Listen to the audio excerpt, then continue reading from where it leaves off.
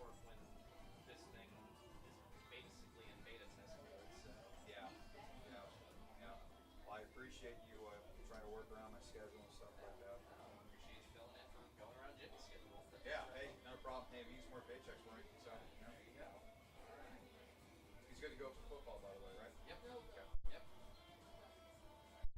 Check things out. You got about a minute. So. Okay. Do I just do like that until the game starts? Yeah. I mean, unless you want to practice.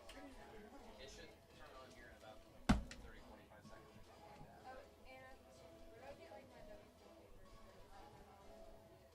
Student employment should have all of that. If they didn't send it to you, either happens sometimes. I would probably go to them in Joe's Hall and ask for them. They probably will also tell you that that they're online. But I'm sure that there's a repository for all of that stuff. They were supposed to send that stuff out, so that's not shocking that they don't. It's up. But yeah, they'll have it. But take care of that soon so that they can get you on to the next pay period. But yeah, if you want, this is fine. If you want to practice going in and around it And not dropping it. and not dropping it. Hey, Ryan, real quick question. Yeah. When playing audio from the phone, what do I have to have turned up in order for it to go over the air?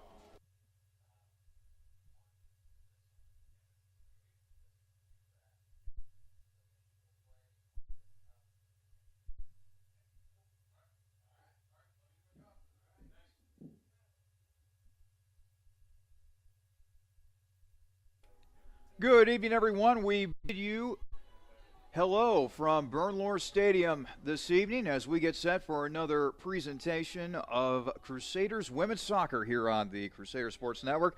I'm Charlie Danis. I'll be bringing you the action tonight from a beautiful day here in Bexley, Ohio. And boy, we got ourselves a great opener for the 2016 season. Capital, coming off of another appearance in the NCAA Tournament, will be taking on another perennial power, taking on the University of Wisconsin-Whitewater WarHawks tonight, ranked 10th in the country to be exact. You don't often get matchups like this very early on in the season, but we should be treated to a very good ball game here tonight at Bernlohr Stadium. Let's talk about how the Crusaders fared last season in 2015. It was another good year for this women's soccer program at Capital. 15-5-1 overall. The Crusaders went a perfect 9-0 in OAC regular season play. They won the OAC regular season title with that record. They went on to win the OAC tournament, and then they went on to win an NCAA tournament game before being shut out 4-0 by Center in the second round of the tournament, ending their season. But yet again, another good season for the Crusaders. And to think that they did this with a first-year head coach. Matt Ogden was able to come in as a first-year head coach and lead the Crusaders to a lot of success, both within the tournament and also a little bit of success in the NCAA tournament as well. He'll be entering his second season as we begin the 2016 campaign. This is a Crusaders squad that has 13 seniors on the roster here in 2016, and the one that headlines them all seems to be Becca Cartmill. This is a young lady who has had plenty of experience putting the ball in the back of the net and creating things offensively. 22 career goals, 19 career assists, good for 63 career points.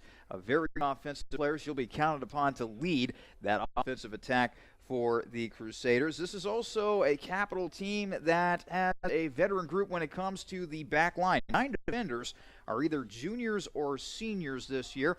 That group will be headlined by standouts such as Chloe Brown and Mary Bushy. They earned a lot of experience as sophomores last year, appearing in 9 matchups. Brown displayed some versatility as a defender while also showcasing her ability to score from that spot. And Bushy also got involved on the offensive side, scoring 4 goals in 28 shots. As I mentioned, Becca Cartmill is going to be the focal point of that front line, and also she will be helped out by Monique Hayanik and the Sydney, Ohio native, with a very good season last year, tallying 7 goals for the Crusaders. That's going to be the 1-2 punch for Capital up front as they try to score a lot more goals here in 2016, try to get off to a nice start in non-conference play before they get to the conference. Speaking of the OAC, the Ohio Athletic standings were tallied in the preseason polls. It was Ohio Northern, the Polar Bears, who got the first ranking in that preseason poll. 6 first-place votes. They tallied 51 points in the poll. Capital right behind with 46 points. Capital got 3 first-place votes. That was followed by Otterbein, who got 42 points. Baldwin-Wallace, who got 1 first-place vote, had 29 points. John Carroll, 23, and Wilmington, 12. They only rank the top 6 teams within the OSC in that particular preseason poll. So 2016 is shaping up to be another big year for the women's squad as they look to try to get back to the NCAA Tournament look for more OAC glory, both in the regular season and the conference tournament as well. But boy, do they get a doozy of a team to open up the 2016 campaign, taking on the WarHawks of Wisconsin-Whitewater. Now, many Division III fans are familiar with that school because of their great football program. It's right up there with Mount Union, and those two teams will battle for the Division III championship seemingly year after year. But their women's soccer team, they're not that bad either. In fact, this was a squad that won 3 NCAA tournament games last season, and they're looking for another deep run into the NCAA tournament if they get back there, however, which a lot of prognosticators are picking them to do so. As we enter the season, Wisconsin-Whitewater is ranked number 10 in the NCAA Division III Women's Soccer preseason poll. The top 5, if you're wondering, is Williams College. They are based out of Massachusetts. Washington University of St. Louis out of Missouri. Messiah College is number 3, William Smith is number 4, and Center College, the team that eliminated Capital from the NCAA tournament last year, they are ranked number 5. They are based out of Danville, Kentucky. But back to the WarHawks for just a second. They were once again tabbed first in the WIAC, the Wisconsin Intercollegiate Athletic Conference Championship. Well, and for good reason. They've been the big team on the block in that conference recently. It was the University of Wisconsin-Whitewater 1, University of Wisconsin-La Crosse number 2, and University of Wisconsin-Oshkosh in that preseason poll. The WarHawks are very, very strong offensively. It allowed the 2015 squad to finish 20-5 last year, which set a single-season record for most wins. The WarHawks returned 10 of 11 starters from a year ago, and they are headlined by one of their senior captains. That would be Brianna Reed, the senior from Oak Creek, Wisconsin, one of the top goal scorers from a year ago. In fact, she tallied 20, count that 20, in the year 2015.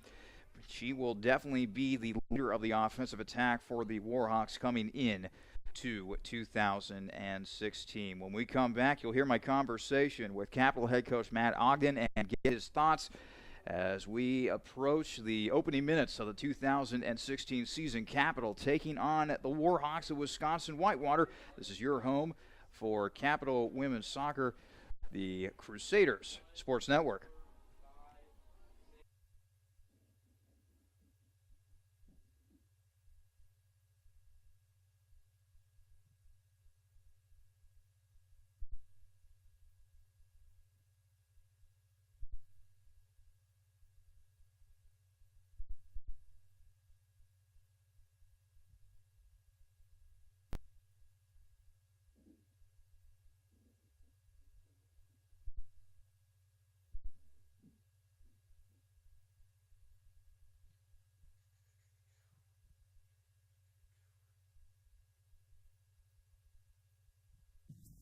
Hello, everyone, and welcome back to the Crusaders pregame show. Women's soccer is starting tonight.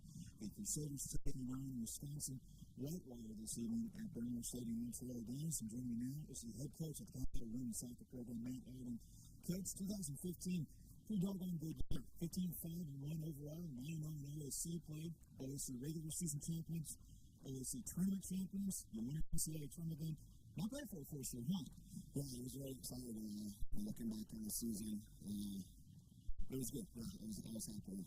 Obviously, I'm an ambitious coach, and I want to go as far as I can possibly go. But doing something that nobody else has done before, going 9-0 in the conference in the first year is definitely nothing to kind of patronize by, I guess. It was a good achievement for us.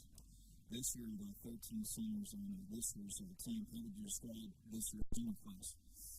It's experienced. They've been to the national tournament each of their 3 years. So for them, they can pass on a lot of knowledge to the new group of players that we've got coming in. Again, they've been in many different games, many different circumstances, and for the most part, they've come out on top of those games. So it definitely helps to have a group of players that have been there, done that, and can kind of pass on their knowledge to the underclassmen. And again, they're ambitious. They want to finish on the high side. It also helps that you have a voting scorer between the and backup partner with 22 career goals, 19 career assists, and 63 career points. What makes her so good offensively? She's a hungry to score goals. I mean, sometimes, the best forwards are the ones that just find themselves in the right place at the right time, and she has that knack just to kind of pop up. And she's fast enough, she's athletic enough, and obviously technical enough that she can put the ball in the back of the net as well. But she's a big part of the puzzle for us. The big goal for us is keeping her healthy. We kind of patched her up throughout the mid to late part of last year. So my big goal is making sure that she's healthy and she can finish out the season strong. We're talking to Crusaders head coach Matt Ogden here on the Crusaders pregame show. Coach, you got 9 defenders here, upperclassmen coming to this team this year. How big of a lever is it to have that many veterans on the defensive side of the ball? Yeah, it's good. I think if you look to the you could see the strongest part of this group have been that back line. Going all the way back to Magadan and the goals and some of the shutouts that those groups and a couple of groups bring them managed. Last year, we obviously had Mariah. It's a massive part for us. Again, All-American defender, to lose somebody like that is a big void to fill. But like I said, we've got good kids here and kids that have been there, done that. And a couple of freshmen I think are going to help as well. We're actually starting an outside back freshman. It's exciting, so it should be fun. You also have to find a new goal to begin the year with Kim Leafs graduating. You saw the Flames out in goal last year. Who was the out goal to begin the season? I'm just going to start out the first half today and see how things go. The competition between the two is fierce. It's up for grabs. I think for both of them recognize that. I think the standard of the training has been raised because they know that position's open. And again, I'm excited for that to shape out. We gave Anna the start right now. Is right behind us, so there's really no room for error. It's about taking an opportunity and hoping that one of them can really celebrate that. We're talking with Matt Ogden, whose women's soccer program opens up the 2016 season against Wisconsin-Whitewater tonight. Let's talk about the WarHawks. 25 last season, went to the quarterfinals of the NCAA Tournament. What jumps out at you when you watch the WarHawks on film? They're young. They've got a couple of seniors that are coming back, but for the most part, they had a really good freshman class coming last year. I expected to be a very good freshman class coming in this year. 9-10 starters are returning from that group that obviously did so well, not only throughout the regular season, but in the postseason in the national tournament. So we're in the we're not going into the fact that this is going to be a really good challenge for us, but again, the type of coach I am, I'd rather be in this game than being in a full opponent where we're going to score 5 or 6 goals and pretend that we're a really good team. We'll learn something about ourselves tonight, good, bad, or indifferent, and we'll be able to address it in the coming weeks going into conference and going into the season. So these games are really important for me. I assume that you are ready to get the season started. I am. It's been, we've had almost extended preseason with our Europe trip. Wonderful experience for the kids. We've had a really good training camp going on in the preseason. And we're all ready. This is what we work hard so we can experience games. It's a fun time. It's an exciting time. And no other better place to be than out in that field. So I'm excited for sure. All right, Coach, thanks for your time. And good luck in this WarHawks team. Thank you. I was head coach Matt Ogden joining us here on the Crusaders pregame show. Much more coming up after these words.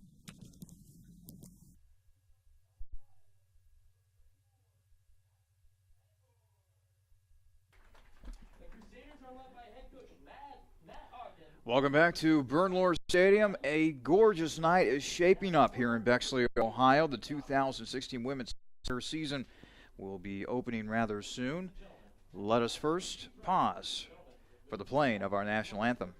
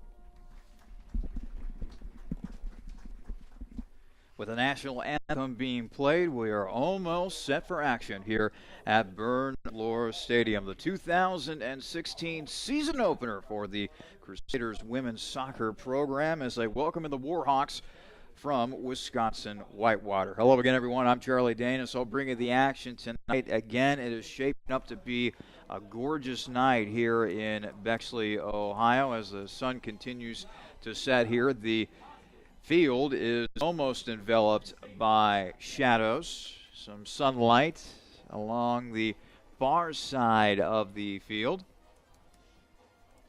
It's not too hot either. We have been experiencing some extremely hot and humid weather here in central Ohio recently. But luckily things are going to be cooling down here just a tad. At kickoff, 73 degrees. The low tonight will be dipping down to about 58 degrees, so it'll be nice and comfortable here at Bernlohr Stadium. Capital comes out wearing their purple shorts and a new uniform design. They have stripes going on the jersey, alternating purple and gray stripes with white numbers on the back and front of the jersey. Meanwhile, Wisconsin-Whitewater, they have the white socks, white shorts, and a gray uniform top along with white numbers on the back and front of the jersey. Both teams are on the field. They are ready to get things started. We'll introduce you to the starting lineups of both squads as we open here at Bernlohr Stadium. Again, the 2016 campaign opens up here in Bexley, Ohio. Capital coming off of a 2015 season in which they went undefeated in OAC regular season play. And we are underway here at Bernlohr. Capital starts out with possession along the near side, but it'll go out of bounds, and it will be WarHawk ball. Wisconsin-Whitewater looking to get something going offensively here to begin this game. Ball will go out of bounds, and it will be a goal kick for Capital. It'll be Hannah Klotsky, the 5'8" sophomore from Avon, Indiana. And that one is way out of bounds as Wisconsin-Whitewater immediately goes back on the offensive attack once again.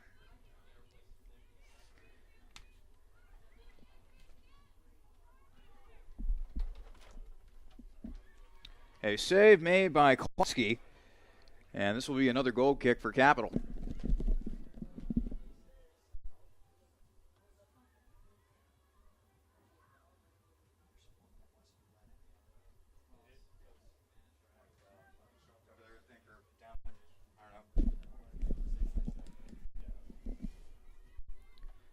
Just underway here at Bernlohr Stadium. Wisconsin-Whitewater and Capital scoreless, but once again the Warhawks go on the offensive attack.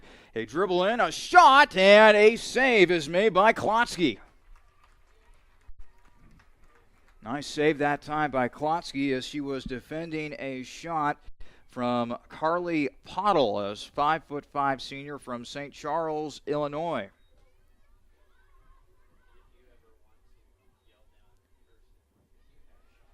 The kick by Klotsky makes its way out to about the 40-yard line. This is one of the fields that features both the sidelines for soccer and football. Kind of helps us a little better determine where the ball is on the field. And now a foul is called against Capital. So this will be a free kick for the Warhawks from about the 35-yard line or so to my left. Long kick back into Capital territory. And now Capital regains possession. While we have a moment, let's go ahead and give you the starting lines for both teams. First for Capital, as I mentioned, Klotsky is in goal for the Crusaders. Caroline Hester is the defender. Claire Quinn is the midfielder. Chloe Brown will alternate between midfield and defense. Becca Cartmill and Jordan Fike are your two forwards. Monique Hayanik will be a forward tonight for the Crusaders. Mary Bushy will be the defender. Kaylin Renke will be at forward as well, the freshman. And rounding out the defense for the Crusaders will be Kylie Tritt and Maggie Petticourt.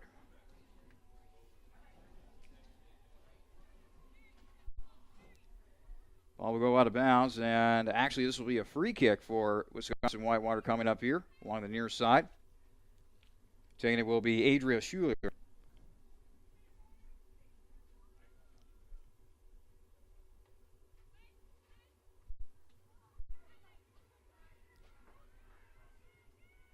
Caroline Hester will now try to chase it down.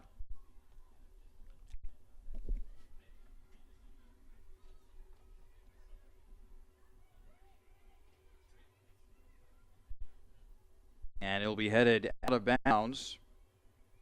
And it'll be Warhawk ball. Speaking of the Warhawks, this is the starting lineup that they will trot out. Sarah Klimish will be starting in goal for the Warhawks. At midfield will be Mary Lesperance. Also at midfield, let's see here, will be Morgan Beatty as Capital will go on the offensive here. And a save made by Klimish. So both teams trying to get off to a fast start here offensively. Both goalkeepers having to make big saves early on in this game. At forward will be Carly Pottle. At midfield will be Mackenzie Serbusek. At forward will be Brianna Reed. We talked a little bit about her in the pregame show about how she had an electrifying 2015 season that included 20 goals. Karina Krausert will be at the defender's spot, so will Lauren Otto. Morgan Beatty will be at the midfield spot. Karina Rosales will be at the forward position, and Peyton DeLuga will be one of those defenders out there for the Warhawks. Head coach for Capital, Matt Ogden, in his second year. Meanwhile, for Wisconsin-Whitewater, it is Ryan Kwame who is the head man for the Warhawks. Warhawks winning 3 NCAA Tournament games last season. Capital winning 1 before being eliminated by Center 4-0 in the second round. Both teams looking to get back to the NCAA Tournament.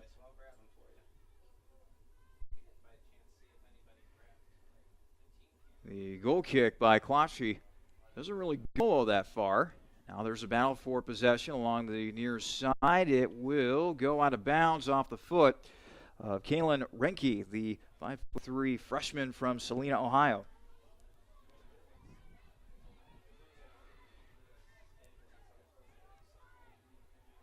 Wisconsin-Whitewater currently possessing the ball in Capital territory. Trying to make a move is Brianna Reed. It will go out of bounds, and looks like Wisconsin-Whitewater will be setting up for a goal kick after it goes out of bounds on the back line. Handling the corner kick, it looks like it is going to be Carly Pottle, as we still have no score between Wisconsin-Whitewater and Capital. 2016 season opener here at Bernlohr Stadium.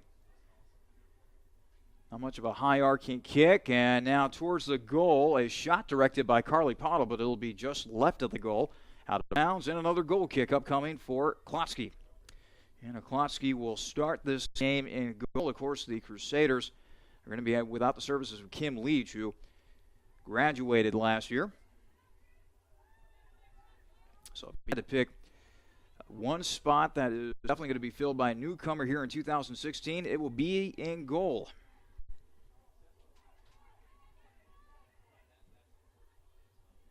Mackenzie Serbusic trying to get possession for Wisconsin-Whitewater. Now it's booted up in the air, and giving chase is Jordan Fike. Fike able to come away with possession to the 20, to the 15. She gets upended. Now gets it over to a teammate, over to the middle. Shot on the way, and that is just wide of the goal. A pass to Kaylin Renke that just went to the right of goal. She was trying to center it with the left foot. But once again, another goal kick here upcoming for Klimisch. Klimisch, a 5'10" freshman from Pleasant Prairie, Wisconsin. Now the ball is batted up in the air a little bit, and now looks like a handball is going to be called against Capital.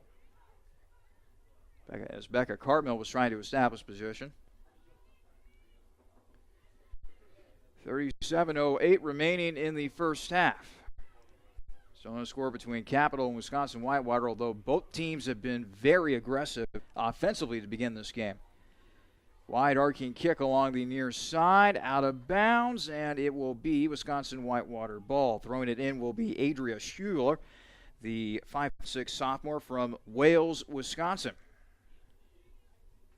It's thrown in. It's kicked up. It's headed until it finally comes down to the turf. Coming down with the ball is Chloe Brown. Brown saw a lot of action as a sophomore last year, so you could say she's a grizzled junior at this point, the 5'4" junior from Monclova, Ohio.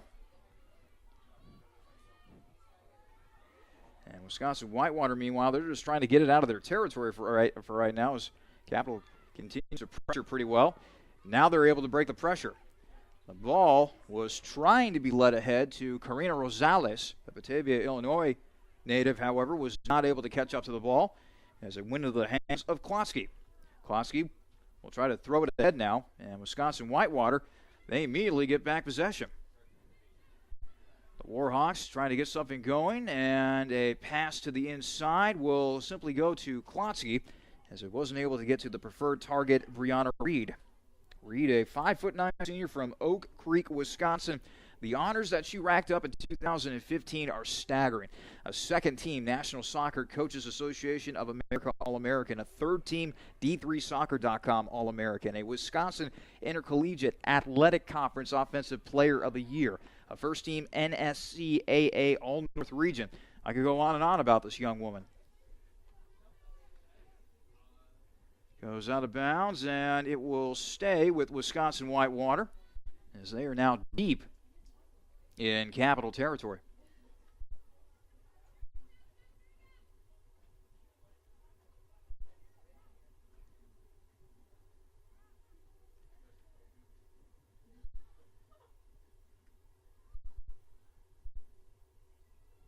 There will be action from the corner here momentarily. It'll be a throw-in. So not exactly a corner kick, as it is booted up into the air. Out of bounds, and what will the call be? It will be a goal kick upcoming here for Klotsky. Taking a look at the stats early on in this game. Wisconsin-Whitewater has outshot Capital 3-2 early on, with two of those shots from the WarHawks on goal. Capital again with those two shots, one of them being on goal. Two saves have had to be made by Klotsky so far for Capital, only one for Klimisch. Only one corner kick, that belonging to the WarHawks. Only one foul called so far in this game, that belongs to Capital. So they kick it back to Klotsky. Klotsky with black shorts and looks like a lime green top. A neon green if you want to be more specific. Meanwhile, Klimisch going with the white shorts and the black top with white numbering. as we're approaching 33 and a half minutes to go here in the first half. Still no score between Capital and Wisconsin-Whitewater. Two teams reached the 2015 NCAA Tournament last season. Capital losing in the second round, and Wisconsin-Whitewater losing in the quarterfinal round. Both teams obviously would like to find their way back into the tournament here in 2016 and perhaps make deeper runs in the tournament than they did the previous season. Ball will go out of bounds, and they will award it to Capital. Throw-in will be taken by Mary Bushy, the 5'2" junior from San Marcos, California. But it's immediately kicked out of bounds by a Capital player, and it will be given to Wisconsin-Whitewater. Ball is thrown in, headed up in the air. It eventually comes down, and coming away with it is Reinke. Reinke will push it ahead to Jordan Fike. Fike will go into the corner. Now she'll center it, and it is over the crossbar. It found its way to a Capital player. I believe Becca Cartmill might have been in that area as she had tried to attempt that shot, but it just went over the crossbar. Boy, Capital has had some really good offensive opportunities to begin this game.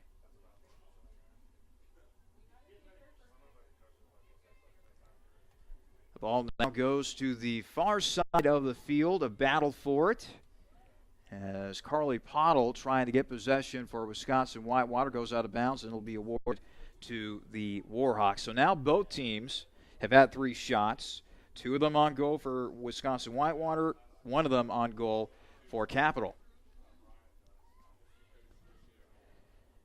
Ball was kicked up in the air by Monique Hanayek, the 5'10" senior from Sydney, Ohio. As Capital gets back into Wisconsin-Whitewater territory. It's fed ahead. Fike might have a shot here, but it was blocked at the last moment as Fike was trying to go for the kick that time.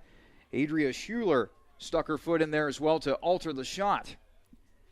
But the ball will go out of bounds, and Capital will have its first corner kick of the evening. Claire Quinn, the 5'5" senior from Coto de Casa, California, will attempt this corner kick from the far side of the field. All the players getting huddled together near the goal. The right hand is raised, and the kick is away, and a lot of traffic in front, and Capital not able to get off a good shot. Fike had her foot on the ball momentarily, but it was kicked out of there, and now it's kicked back in near the goal where it is finally gathered up by Sarah Klimisch. So some tense moments there for Klimisch, but in the end, Capital does not come away with a goal as Klimisch will boom this one to midfield, past midfield, into Capital territory. And now the ball will be met by Klosky, who kicks it back to midfield. Nice play by Klosky there, realizing where she was.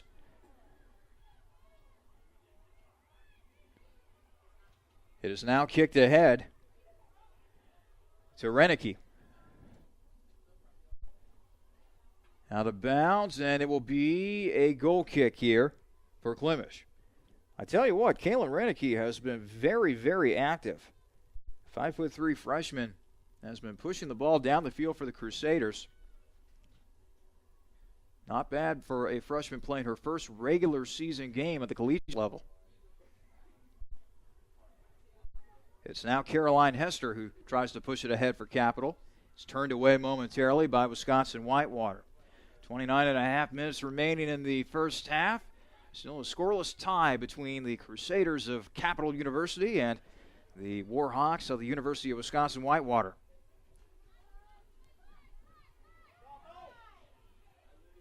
Wisconsin-Whitewater doing a nice job of possessing the ball here in Capital territory as a bunch of players have been able to get by the Capital defenders. Nice job that time by the Capital defense standing strong as the ball was kicked away by Caroline Hester. She was able to hustle back to the middle and prevent an offensive opportunity for the WarHawks. Ball now on the far side of the field. There's been a lot of pushing and shoving in this game. Only one foul has been committed, or has been called, I should say. It's now kicked ahead to Brianna Reed. Reed, the 20-goal scorer from a season ago, will lose it out of bounds, and Klotsky will get another goal kick here.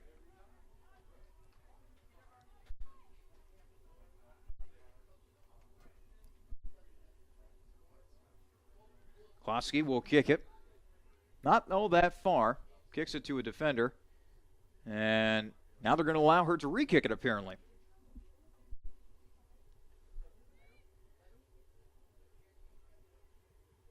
The Avon, Indiana native.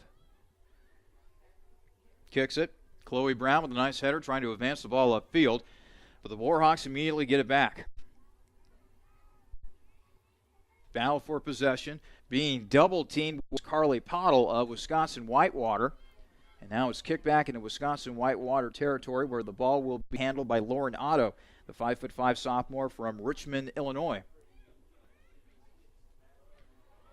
Now Capital looking to mount another offensive attack here as the ball goes to the middle of the field. It'll be fed ahead to Fike. Fike with a left-handed kick. And a foul is going to be called, it looks like, against Capital.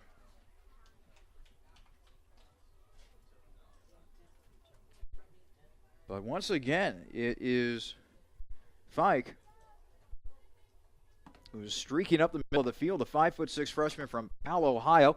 So a little bit of a Columbus native. She went to Olentangy Liberty High School. It's near the Powell, Ohio, Lewis Center, Ohio location here in Columbus. As the ball will go out of bounds on the far side of the field. Under 27 minutes to play here in the first half. It is still a scoreless tie between Wisconsin-Whitewater and Capital. And speaking of Capital, the Crusaders were picked to finish second in the OAC preseason poll. If you didn't join us for the pregame show, Ohio Northern was picked to finish first in the OAC. They got 6 first-place votes and got 51 total points, followed by Capital, who got 3 first-place votes and 46 total points. Otterbein rounded out the top 3 with 42 total points. Capital head coach Matt Ogden urging his team on, trying to get them set up here off of a free kick. And Capital finds itself back into WarHawk territory, and now they'll look to push it. Mary Bushy trying to go into the corner, but the ball slips past her, out of bounds, and it will be a goal kick for Klimisch.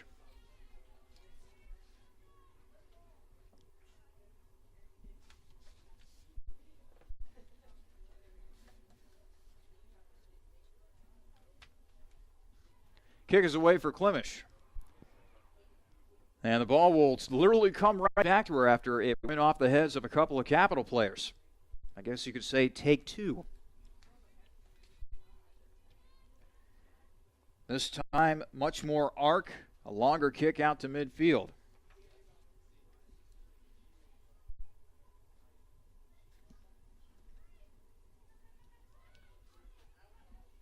Capital trying to keep it in, and ooh, man, that must have hurt. That went off of the face of Chloe Brown. Give Brown credit. She is still running around after that hard hit to the head. Kick to the middle of the field. Renke with a shot, but it is just over the crossbar. There have been a lot of shots like that for Capital so far to begin this game, which is a very good sign, considering that Wisconsin-Whitewater was one of the toughest teams defensively, not only in their conference, but in the entire country. Again, this is a Wisconsin-Whitewater team that was ranked number 10 heading into the season. In fact, they are number 10 in the preseason NCAA Division III Women's Soccer poll. For those of you wondering, the top 5 looks like this. Williams College, based out of Massachusetts, is number 1. Washington University out of Missouri is number 2. Messiah College is number 3. William Smith is number 4. And Center College, the school that knocked Capital out of the NCAA Tournament last year with a 4-0 shutout, they are number 5. Streaking ahead is Fike, trying to catch up to the ball, and she does so. trying to center it now, but Fike's momentum was slowed by Peyton Beluga. The defender able to get back on defense. Nice job by the 5'6" sophomore from Algonquin, Illinois. But once again, Fike doing a nice job offensively, pushing the ball down the field. At some point, she's going to break through.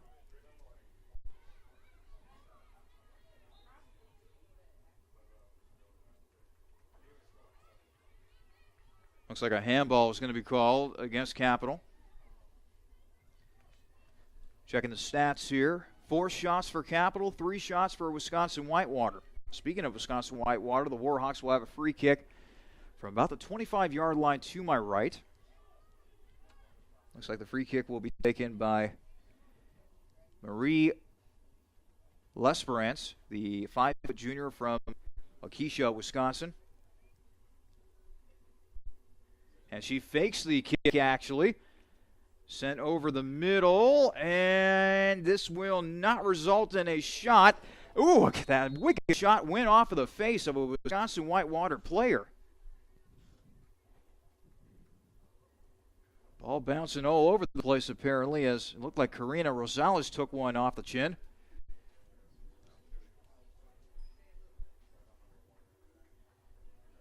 Looks like she's okay.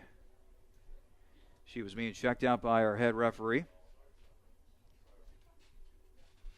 So after the chaos in front of the goal, looks like some substitutions will be coming onto the field for Wisconsin-Whitewater.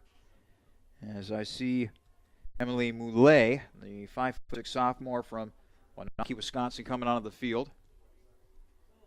She'll take the place of, let's see here, Casey Schonert and Jen Wendling actually are supposed to be the other 2 substitutes.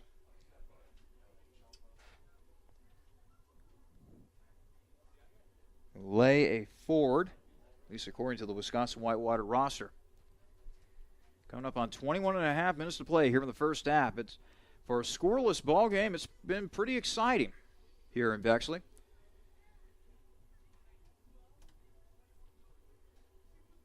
Still a momentary pause in the action here.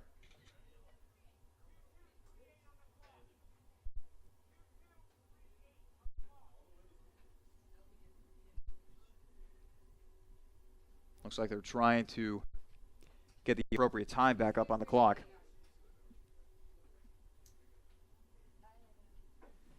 Clock currently reads at 21:18.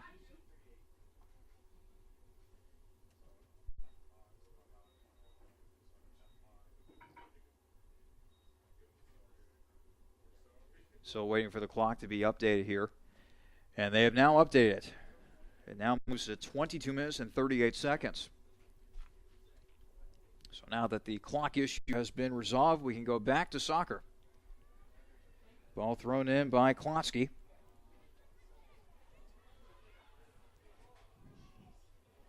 And it's thrown way down the field. And Maggie Petticord was given in chase for Capital.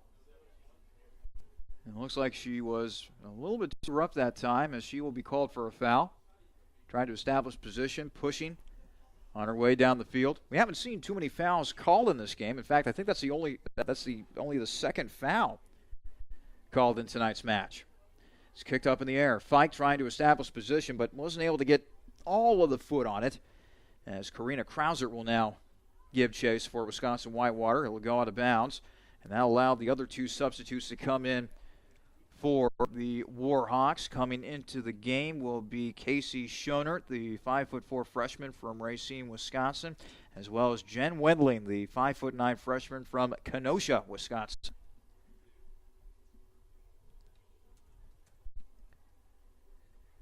Play is now resumed on the field after the substitutes have made their way onto the pitch. Ball is batted up in the air a couple times, and now it is bounced forward, giving chase. It looks like is the newly inserted Schonert. Schonert along the far side. She will try to center it. And it found the center, but it is kicked out by the Capital defense. Ball will now head out of bounds after an errant kick by Adria Schuler.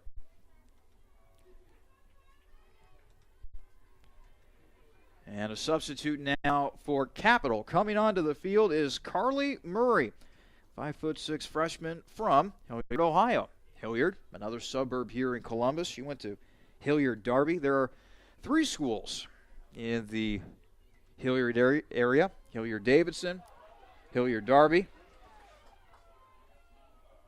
Now heading down the field is Bushy. Bushy with a shot and a save made by Klimish. What a save made by Sarah Klimish, the freshman from Pleasant Prairie, Wisconsin.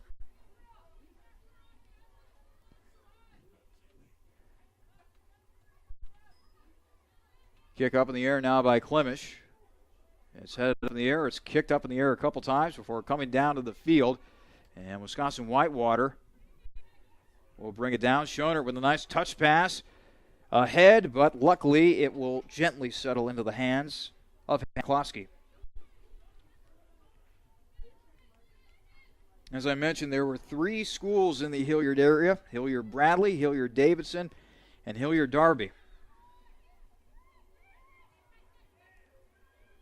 Kick to the middle, and a save is made at the last moment by Klosky. There was a lot of traffic in front of the goal. It kicked off the foot of a Wisconsin-Whitewater player and was slowly but surely spinning towards the goal. Luckily, Klosky had the presence of mind to dive to her left and make the save for Capital.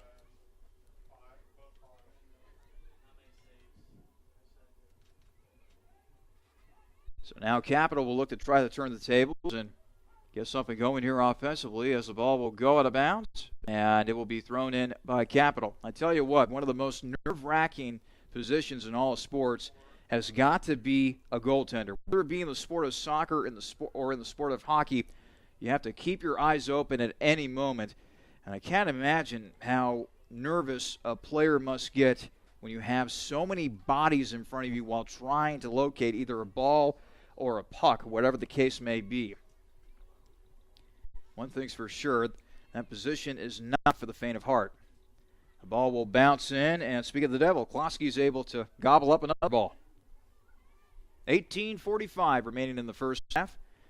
It is Capital and Wisconsin-Whitewater scoreless here at Bernlohr Stadium. Gorgeous night, low 70s to begin the ball game. Temperatures are supposed to dip into the low 50s, so, boy, already it's starting to feel like fall around here. Ball is kicked away at the last moment, but, oh no, are they going to call a foul against Capital here?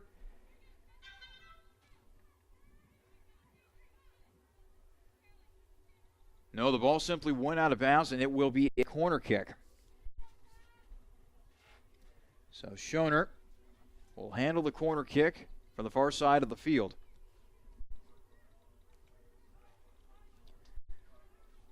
This will be the second corner kick of the night for Wisconsin-Whitewater.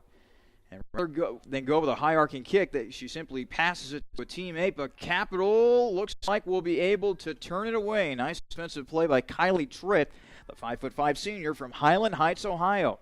Ball goes out of bounds, and it is awarded to the WarHawks.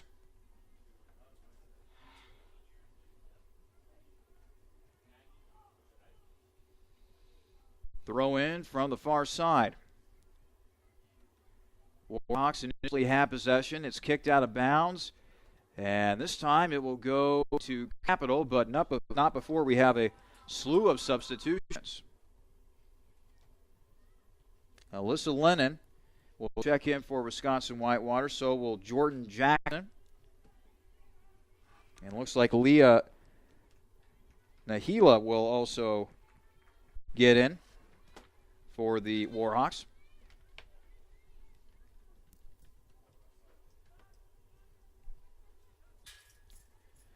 16:50 remaining in the first half. Capital and Wisconsin-Whitewater still scoreless. This is women's soccer here on the Crusader Sports Network. I'm Charlie Danis. So glad that we could have you along for the ride tonight. Fall is seemingly right around the corner. In fact, today is the first day of September. Can you believe we have already gotten to this point here in the year? Seems like everything is sped by.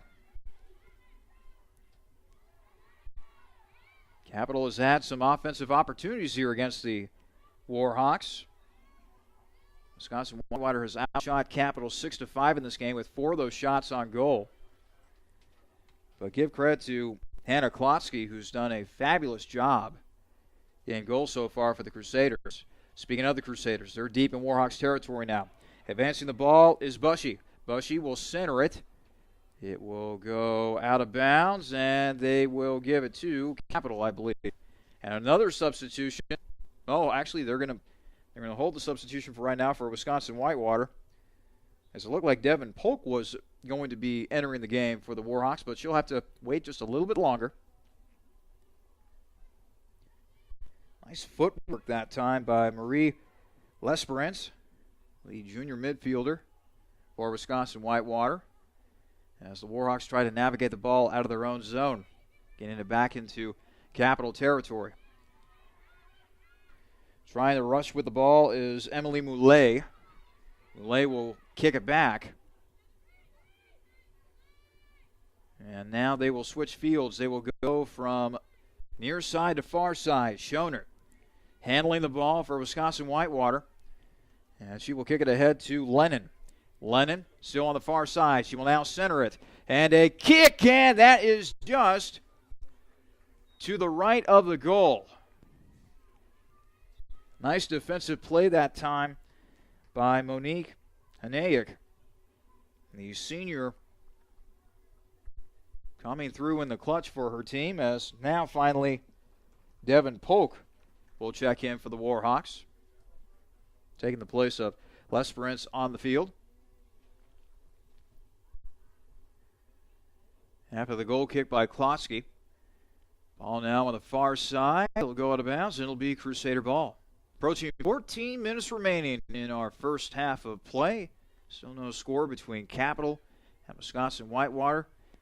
The season has begun, at least a 2016 edition for both of these squads.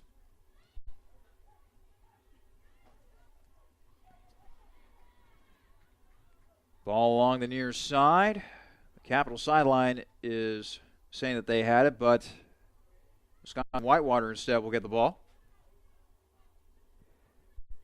Throw in on the near side. Ball is kicked up in the air, way back into Wisconsin-Whitewater territory. Initially, Klimish was wanting to come out of the box and handle the ball, but instead it was handled by her defense. Capital, meanwhile, still trying to keep the pressure on as it's batted up in the air a couple times. Going to the turf is Polk. No call made on the play. I wouldn't say play has been really chippy here tonight, but the referees have allowed each team to play, let's just say. Klotsky, meanwhile, handling the ball. She'll simply kick it to Hanayek. Hanayek, with her long blonde ponytail, down the near side. Trying to kick it forward, but it's eventually kicked back to Klotsky. Klotsky will now roll it over to her right, as Capital will look to try to advance the ball once again into WarHawks territory.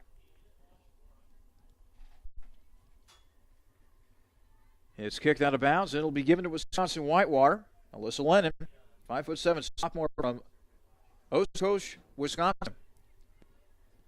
I tell you what, the state of Wisconsin has some interesting names for its towns.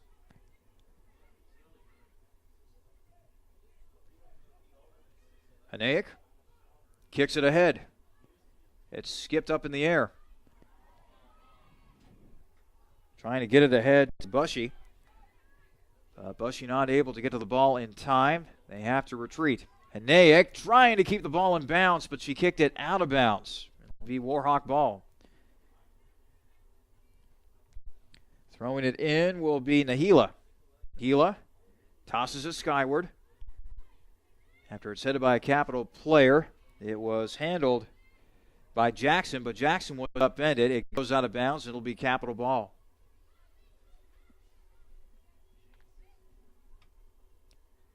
Crusaders employing a European style when it comes to their uniforms tonight. They got the purple shorts, but the jerseys look pretty sweet. They're of a stripe deviation, as there's a lot of contact out in front. No call. It was not grabbed initially by Klotsky, and the ball is still being played. Shot on goal, and it went off the right post. Oh, boy. Capital was really, really lucky on that one. There's an old saying in sports, sometimes it's better to be lucky than to be good. Klotzke, one of the few times that she was caught out of position, but luckily the ball hit off of the left post. And Capital, at least for the time being, avoids disaster. Ball going out of bounds, and it results in another corner kick for Wisconsin-Whitewater. Kick will come. This time it has a little bit of arc, and the ball, I thought it was initially saved by Klotzke, but somehow, some way, Capital's able to get it out of there eventually. Those are the types of defensive plays that you need in big games like these. You know, not only is Capital trying to start the 2016 campaign 1-0, but boy, a win over a team like Wisconsin-Whitewater, you could put a star next to this win if you're looking at the resume, especially come tournament time. Fike, meanwhile, is fighting in the corner on the far side of the field for Capital, trying to get possession of the ball. It'll go out of bounds, and it'll be Wisconsin-Whitewater ball. 10:06 remaining in our first half of play. Capital and Wisconsin-Whitewater go scoreless. Coming into the game for Capital is Aaron Bernard, the 5'3" freshman from Cleveland Heights, Ohio.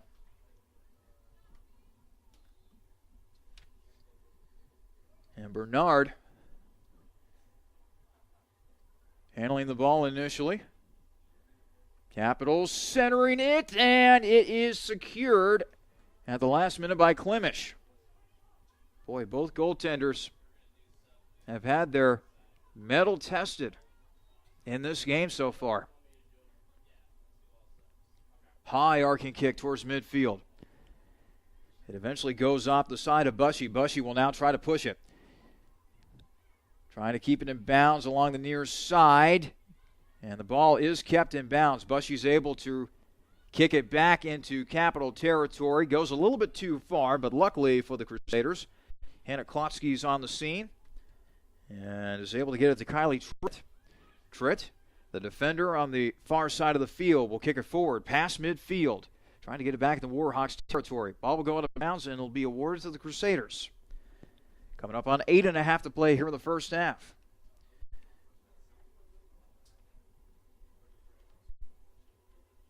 Ball thrown in by the Crusaders.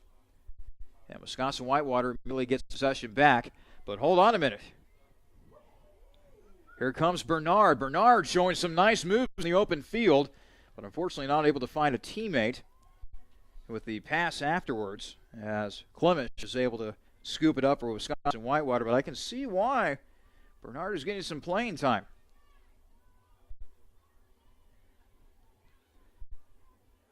Ball is headed up way back into Capital territory. But Klotzke's right there to gather it up for Capital. She will feed it ahead to Hanayek. Hanayek will kick it ahead. But Wisconsin-Whitewater kicks it right back into Capital territory. Moulet trying to advance it for the WarHawks, but unsuccessfully does so. Now it's Jordan Jackson. Jackson will kick it back to Nahila. Nahila gets past one Capital player with a nice move. Now it's kicked into the middle, and it is kicked up in the air over the crossbar. As Klotzke was trying to rush out of the box and make the save, luckily for her, that shot will go over the crossbar. 7:10 remaining in our first half. As I mentioned earlier on in the half, this has been an exciting game considering that we still have no score between both the Crusaders and the WarHawks.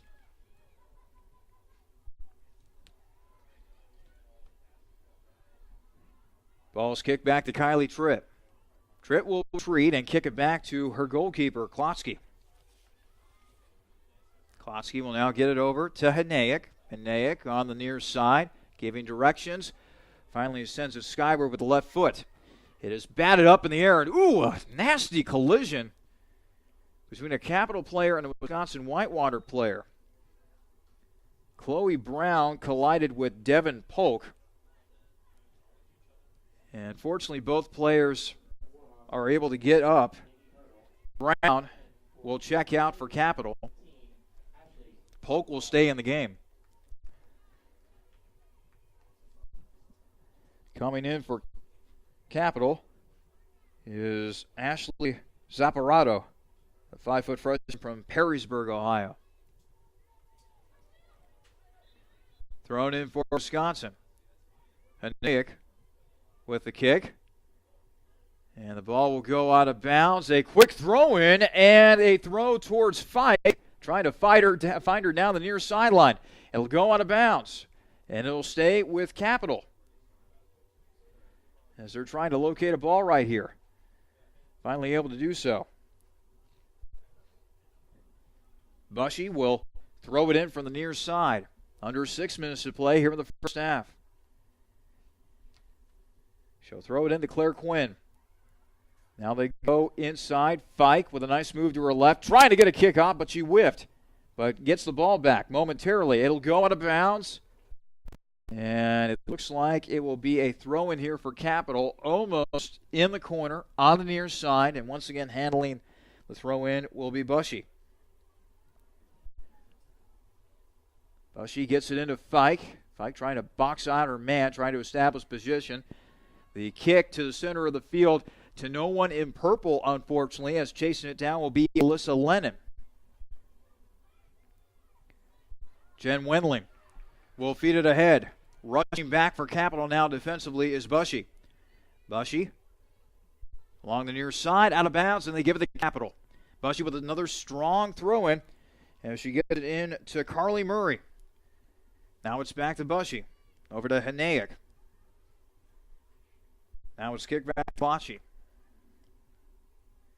Klotski kicks it ahead as Capital tries to get something going on the far sideline. Running down the field now is Maggie Petticord. Petticord, step for step with Alyssa Lennon. Now a centering pass and just missing the foot of Erin Bernard. Capital's done a good job of creating scoring opportunities. I'm sure at halftime, Matt Ogden is going to be talking about finishing those opportunities.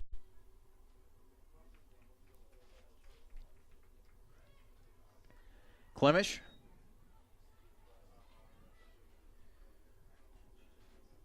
Gets it in. Capital still trying to get some pressure here offensively. Claire Quinn will chase after it, but instead it goes to Jamie Hartle. Hartle trying to push it ahead for the WarHawks. And the ball is finally chased down by Taylor Lance, 5'8" junior from Elkhart, Indiana.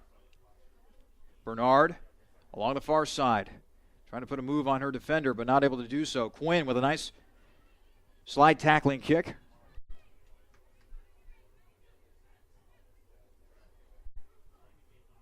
It's the kick back to Kylie Tritt. Bernard trying to get possession for Capital. Now they kick it back. Under 3.5 to play here in the first half. Still no score between Capital and Wisconsin-Whitewater.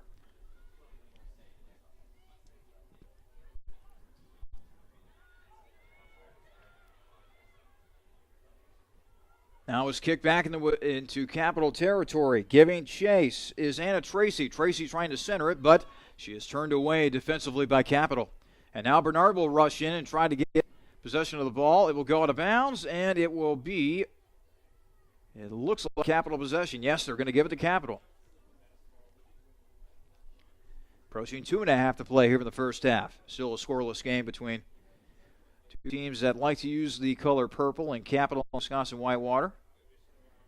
Capital will quickly get it in. Out of bounds, and they will give it to Capital once again. There is no sunlight on Bernlohr Stadium now, as the shadows have completely engulfed the field of play. Out of bounds, the ball will go, and possession will be awarded to Wisconsin-Whitewater. 2:12 remaining in the first half. Action still on the far side of the field as Bernard tries to advance it for Capital. Having a tough time doing so, however, as she's dealing with Lennon. Ball will stay in bounds on the far side of the field, but it will eventually roll out of bounds on the back line. And a goal kick upcoming here for Klotski, who has played very, very well in goal so far for Capital.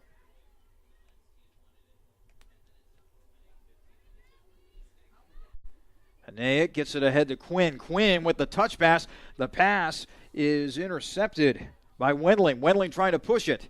Haneyek with a nice defensive job getting back on defense and thwarting that offensive effort for the WarHawks. Bernard, meanwhile, racing down the far side, but not able to keep it inbounds. It'll be Wisconsin-Whitewater ball. 1:15 remaining in the first half. Still no score between both of our teams here at Bernlohr Stadium. Bernard, meanwhile, will get it for Capital. Momentarily kicks it back into WarHawk territory, but now it's back into Capital territory. Jordan Jackson trying to put a move on her man. Feeds it ahead. It is going to be kicked out of bounds by Capital now, with 48 seconds and counting here in the first half. WarHawks still with possession. They'll throw it in. Once again, it is kicked out of bounds, this time by Capital's Monique Haneyek.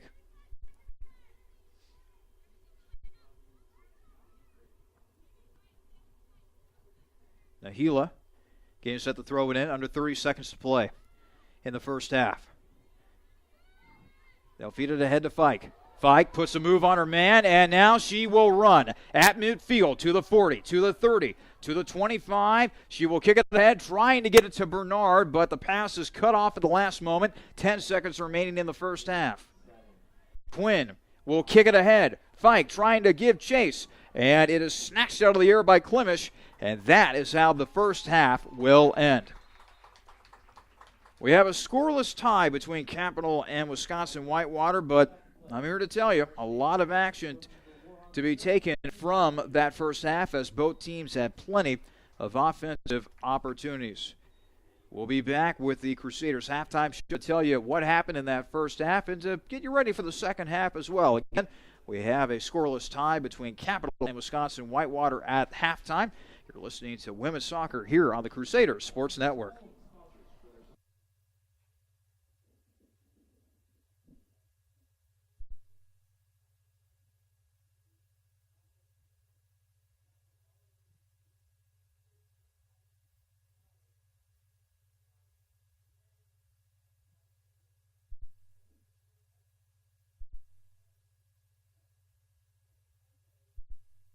Don't settle for a tasteless pizza after the game when Anthony's Pizzeria is right in your neighborhood, serving up the best East Coast-style pie with their own fresh dough made daily. Family-owned and Bexley proud, Anthony's offers the best subs on the block, as well as fresh calzones and stromboli, and Anthony's Pizza has been voted #1 on Pleasant Ridge.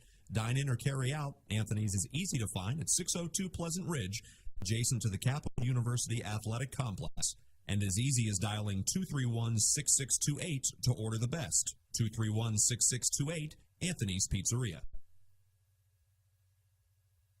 With 14 TVs to watch your favorite team or the next big event, Planks Cafe and Pizzeria in German Village is ready for you and your group today. Plenty of free parking, free Wi-Fi, banquet rooms for private parties, and daily specials. What more reason do you need to visit Planks Cafe and Pizzeria? Planks is located at 743 Parsons Avenue and has been serving the Columbus community since 1939. Planks is on the web at plankscafe.com or available by phone at 614-443-6251. Planks Cafe and Pizzeria is a proud supporter of Crusader Athletics. When looking for great food at low price, be sure to visit Peking Dynasty on the corner of Livingston and Sheridan right near the Capital University campus. Peking Dynasty has a large selection of Chinese food and sushi, along with great-tasting chicken and beef collections that can please any appetite. In addition, Capital University students receive discounts with a valid ID any day of the week. That's Peking Dynasty on the corner of Livingston and Sheridan right near the Capital campus, where we are proud to say, Go Cap!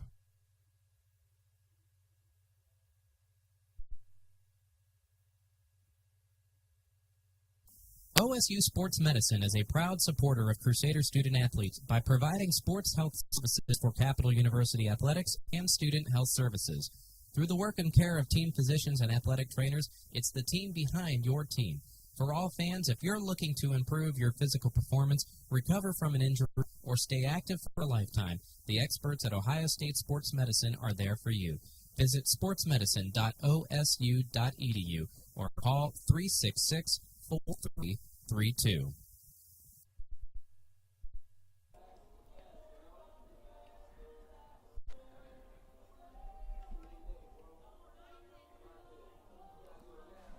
Welcome back here to Bernlohr Stadium. We're at the half, and at the half it is Capital and Wisconsin-Whitewater scoreless. This is the 2016 season opener for both of these women's soccer squads. Both teams making it to the NCAA Tournament last year. Capital losing in the second round, and Wisconsin-Whitewater losing in the quarterfinal round. Let's take a look at the stats from that first half of play. Wisconsin-Whitewater outshot Capital 8-7.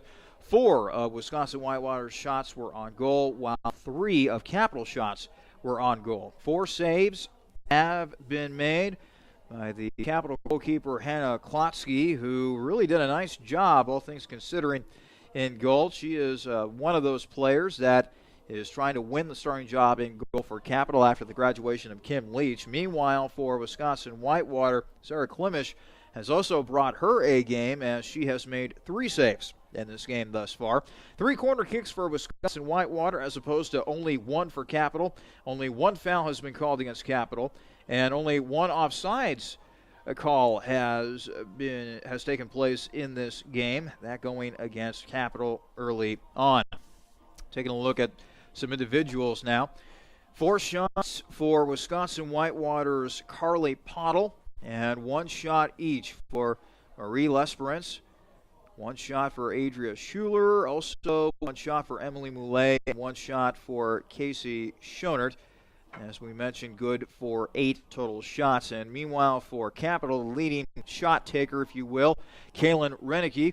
She had 2 in that first half of play. Caroline Hester, Becca Cartmill, Jordan Fike, Mary Bushy, and Aaron Bernard each had 1 in the first half of play. Things will start to ramp up here around Capital in the coming weeks. I know that football season, particularly in the college ranks, will be starting up this weekend. As a matter of fact, the Crusaders will be on the road to begin the 2016 campaign. In fact, they'll be just down the road, down I-70, to be more specific, taking on the Tigers of Wittenberg, historically one of the better programs in all of Division III football. It'll be the first year for new head man Chad Rogaszewski, who takes over after being at the helm of Hamline University. Hamline being his alma mater up there in Minnesota. Had a chance to talk with Rogaszewski during the OAC Media Days hosted by the Pro Football Hall of Fame up in Canton, Ohio, and he is excited, ready to roll his sleeves up here in 2016.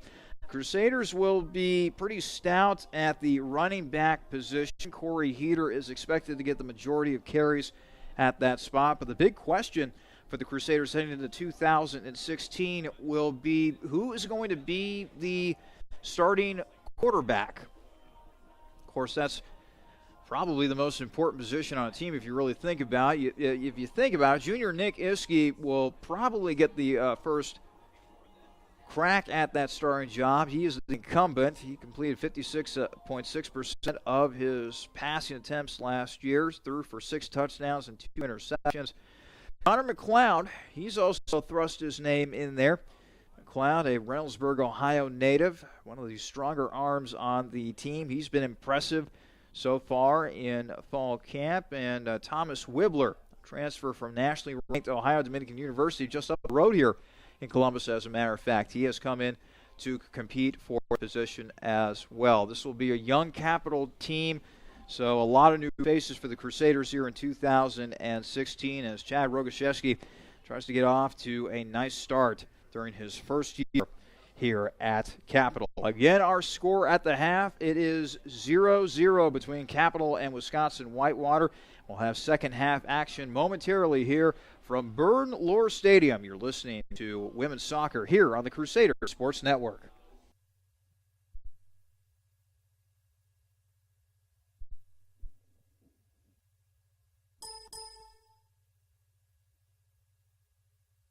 Brugger's Bagels has been bringing authentic New York-style bagels, breakfast foods, coffee, soups, and more to the world since 1983, and there is a location in Bexley ready to get your day started right. Located on 2510 East Main Street, Burgers is open Monday through Friday from 5:30 a.m. to 4 p.m. and Saturdays and Sundays from 6:30 a.m. to 4 p.m. Burgers also can cater your next event and can be reached by phone at 614-236-4000. Burgers Bagels is proud to support Capital University Athletics. OSU Sports Medicine is a proud supporter of Crusader student-athletes by providing sports health services for Capital University Athletics and student health services. Through the work and care of team physicians and athletic trainers, it's the team behind your team. For all fans, if you're looking to improve your physical performance, recover from an injury, or stay active for a lifetime, the experts at Ohio State Sports Medicine are there for you. Visit sportsmedicine.osu.edu or call 366-4332.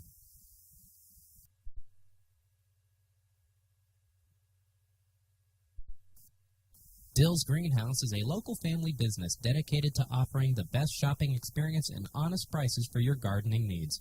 If you're in need of annuals, perennials, vegetable plants, or any variety of gardening tools and resources, Dill's Greenhouse is more than happy to get you on the right path. Dill's Greenhouse is located at 5800 Rager Road in Groveport, Ohio, and is open 7 days a week. Visit them online for more information at dillsgreenhouse.net. Dill's Greenhouse. Only nature does it better.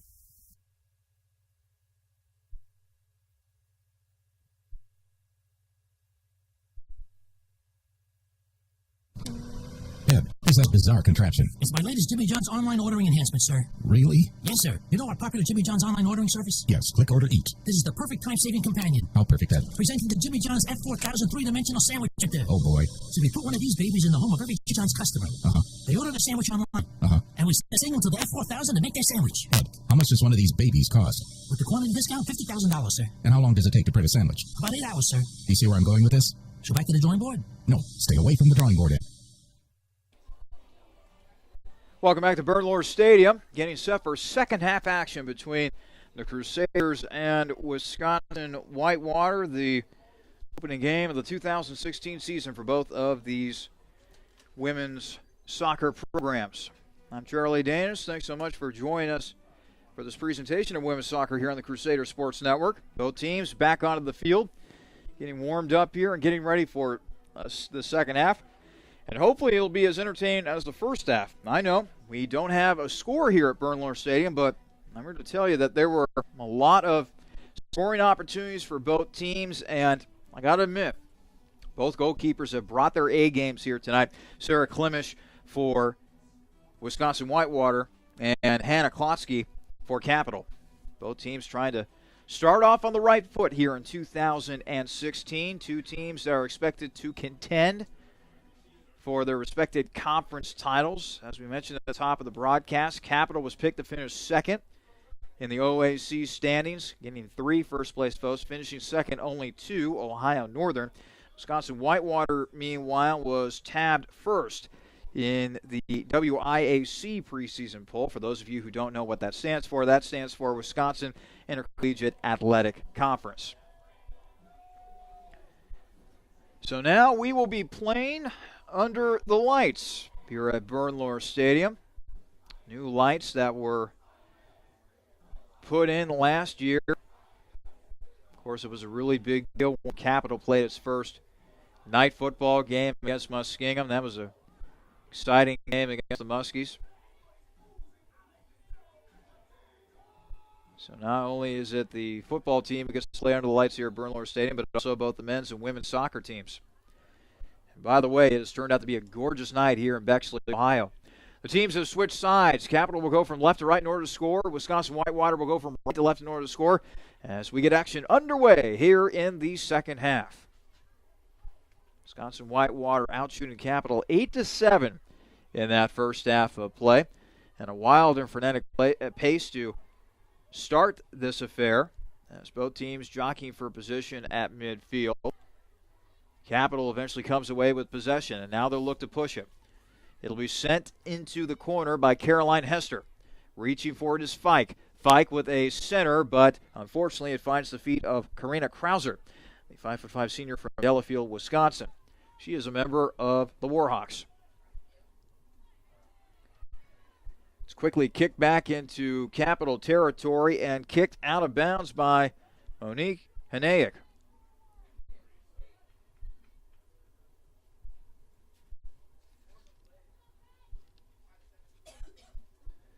Ball will be thrown in by Wisconsin-Whitewater. Will the ball stay in bounds? No, it will not. It will go out of bounds, as a matter of fact, and will be given to the WarHawks. Capital went 15-5 and 1 last season. That was in the first year of head coach Matt Ogden, a 99 graduate of Rio Grande. Ogden led the Crusaders to an undefeated OAC record. That is the first time that has ever happened in the program history. Center shot, and it is over the upright. Another close call there for Capital.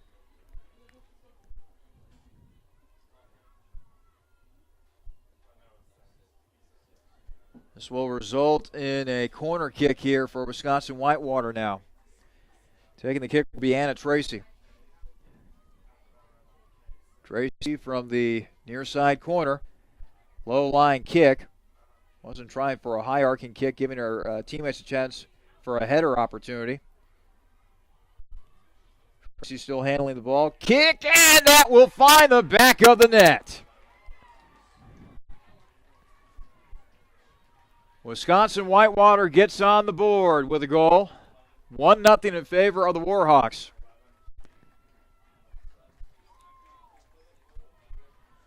Looks like Brianna Reed was the one who tallied the goal for the WarHawks. The beat goes on for Reed, who had 20 goals last season for the WarHawks.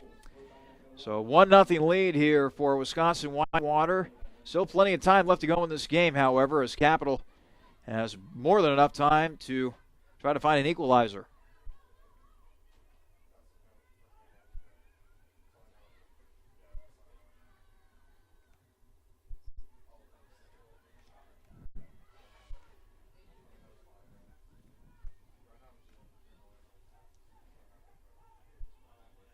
Ball heading towards the far side of the field, as Wisconsin-Whitewater will be looking for more here. Jenna Paez will start off the second half here. One of the forward spots, trying to push the ball for Wisconsin-Whitewater. It'll go out of bounds, and it'll go to the Crusaders. Throwing it in will be Mary Bushy, who was very active in the first half of play. Bushy throws it in, and immediately Wisconsin-Whitewater pounces on it and gets possession back.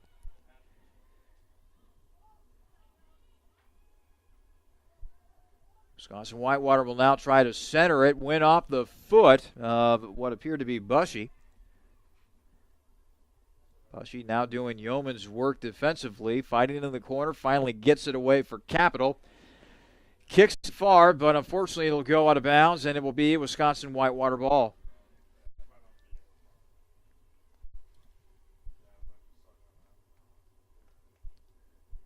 Ball will be thrown in by Wisconsin-Whitewater. But Capital comes away with possession.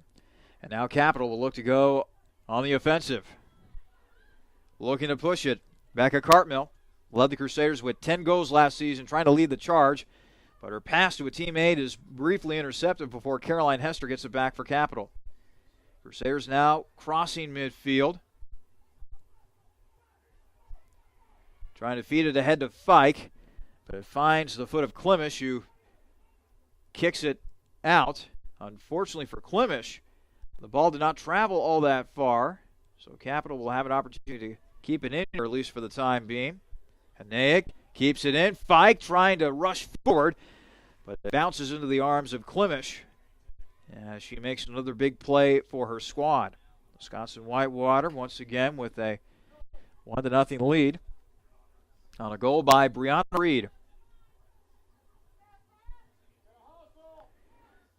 39-45 remaining in the second half, and holy cow, a Capital player was literally leveled to the ground that time as Caroline Hester took a big push.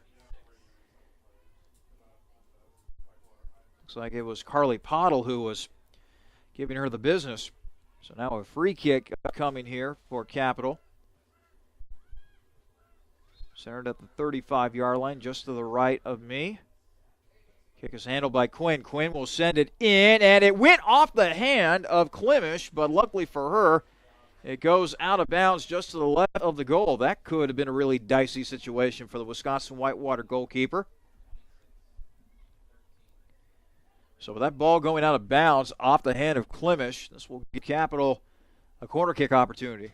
Claire Quinn will handle the corner kick duties from the corner on the near side. Low line drive kick. It's headed up in the air, still in play, and Wisconsin-Whitewater pushes it away. It will go out of bounds, and they will give it to Capital. Petticord will throw it in for the Crusaders. After the throw in, Petticord gets it back. Still trying to maintain possession for the Crusaders. Action on the near side.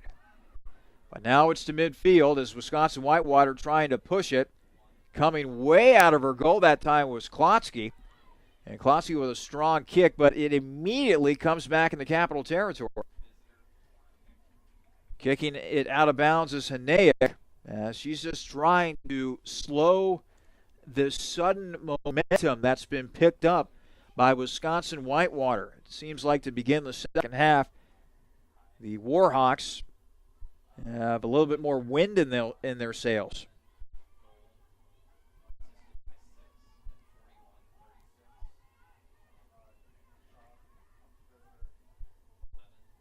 Ball will go out of bounds on the far side, and it will be given to Capital.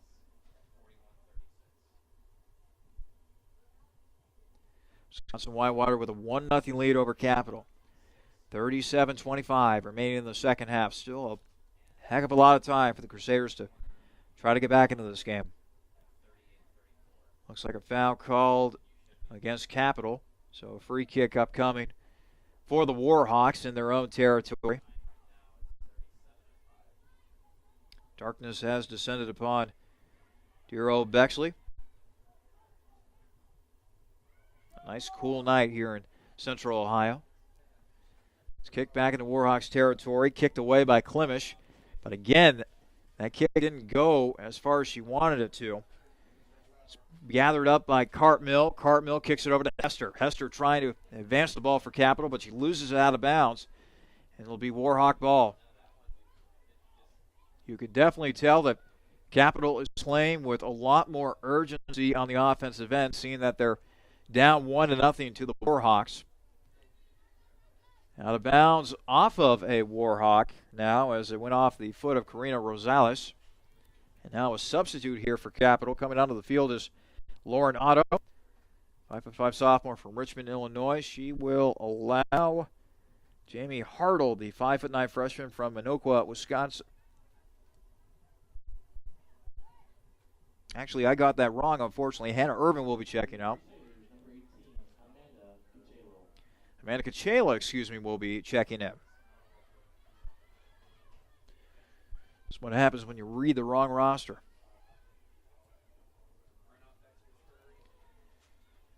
That could have been a nice through pass in the direction of Bushy, but unfortunately it goes way past her out of bounds.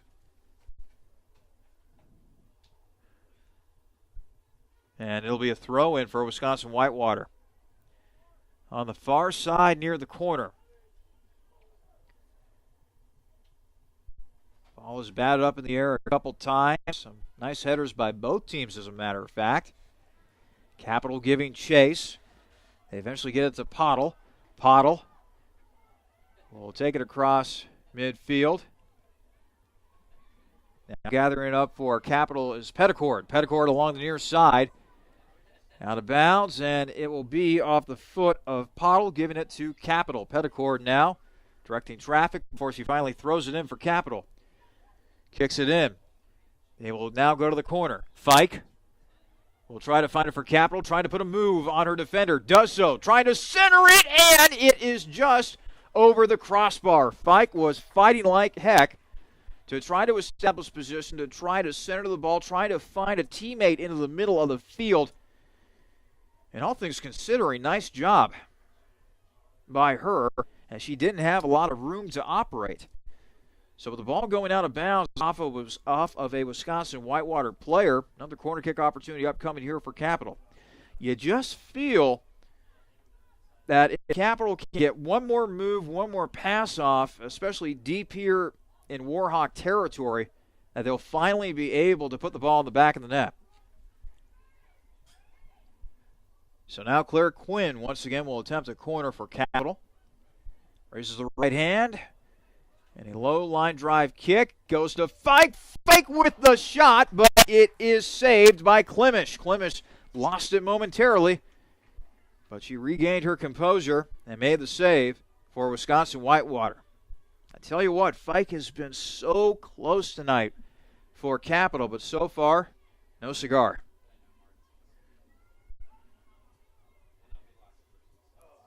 Out of bounds, and it'll be Capital ball.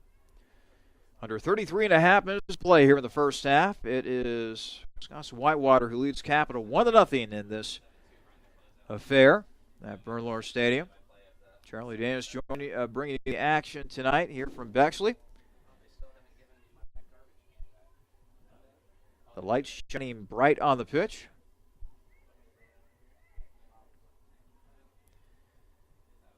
Mackenzie Serbusic handling the ball for Wisconsin-Whitewater before it goes out of bounds.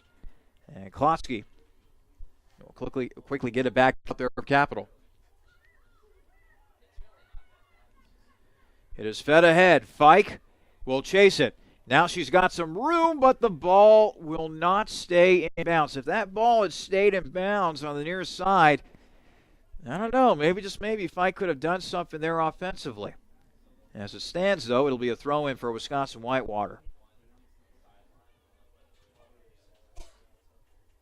Ball is thrown up, headed out of bounds, and they give it to the WarHawks.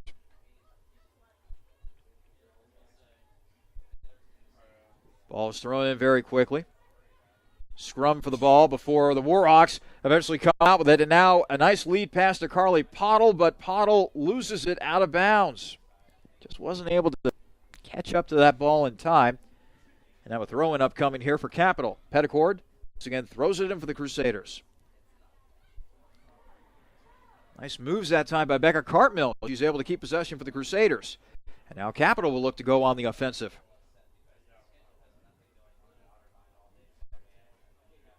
Action on the far side now, out of bounds. They will give it to Wisconsin-Whitewater.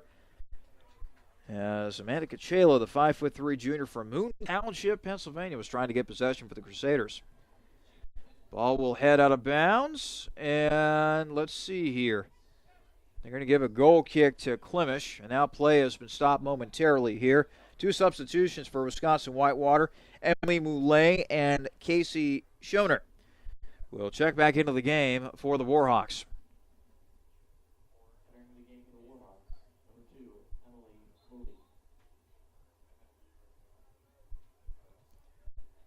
31 minutes and counting in the second half.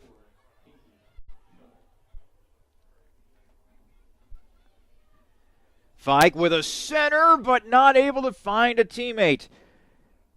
Amanda Cachelo was in the area, but it was too high for Cachelo to handle.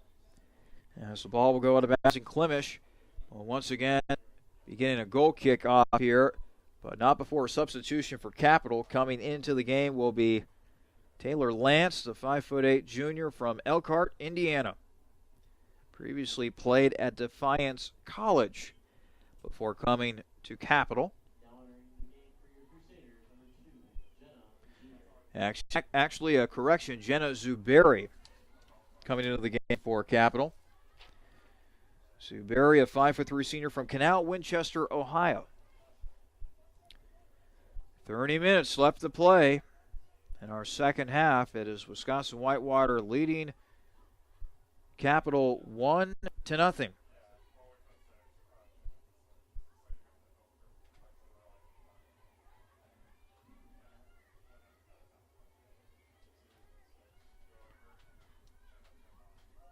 They'll kick it back to Klotsky. Klotsky now over to Quinn. Quinn on the near side, going over her options.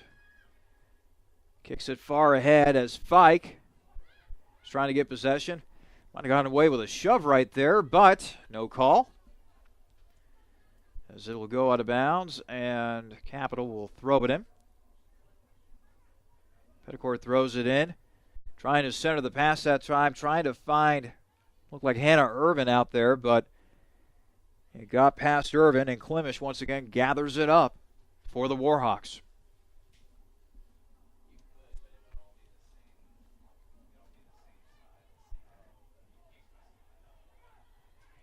It's kicked back into WarHawks territory as they try to regroup here defensively. Oh, nice job that time by Chloe Brown, taking the ball away from a Warhawk. And now the Crusaders will look to do something here offensively. They'll kick it back to Hanayek. Hanayek at midfield. Finds Zuberi, but Zuberi loses it. And now a rush attempt here for Wisconsin-Whitewater. It'll go out of bounds, and it will be a goal kick for Klotsky.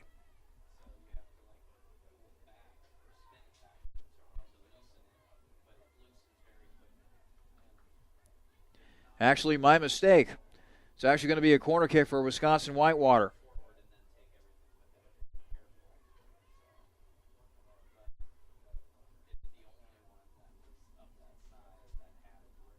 Corner kick will be attempted from the far side of the field. High arcing kick. It's kicked up in the air, and Capital is able to clear it. Trying to create a rush opportunity. And they were trying to get it ahead to Cartmill. Cartmill not able to handle the pass, however. WarHawks immediately get it back in the Capital territory. But chasing after it is Petticord. She will kick it back to Klotsky. Klotsky now over to Hanayek.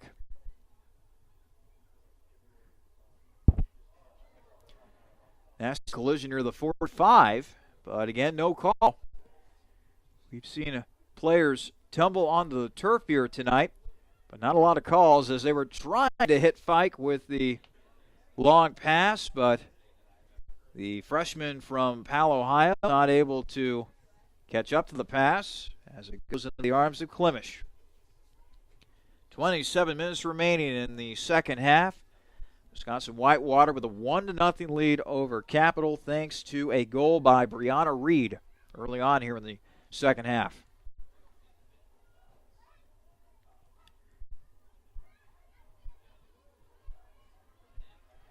Claire Quinn. She'll kick it ahead. Fike trying to fight for position. And that could have been a shot opportunity right there for Capital, but instead, Wisconsin-Whitewater turns it away defensively. And now a rush opportunity. Reed trying to get loose in the open field. Still has the ball at the 20. Goes inside the 15. Now she'll go towards the corner. Reed will now try to cross it to the middle. It'll go out of bounds. And looks like another corner kick is upcoming here for Wisconsin-Whitewater. There's a reason. Brianna Reed is one of the best offensive players in Division III soccer. She proved it last year, scoring 20 goals. She has a goal here tonight for Wisconsin-Whitewater, giving them a 1-0 lead with 25:48 remaining in regulation. So now Capital's defense will have to stand strong once again. A corner kick coming from the near side.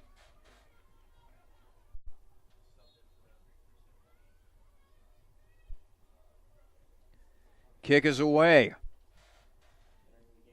Is headed up in the air and out of bounds, and a goal kick coming for Klotsky. Nice job by the Crusaders defense. Now let's see if the offense can get going here.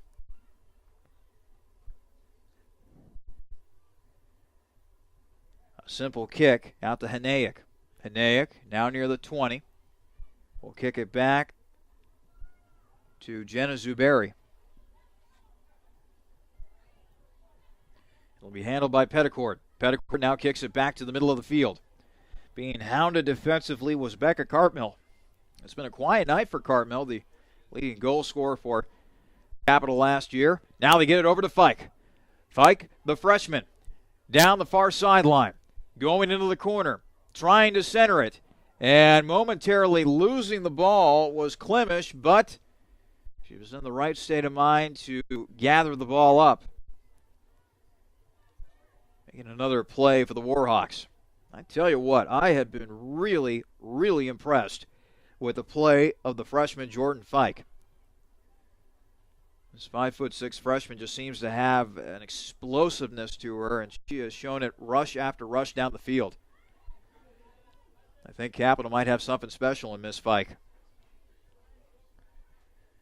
Ball will go out of bounds, and this will be a throw-in for Capital.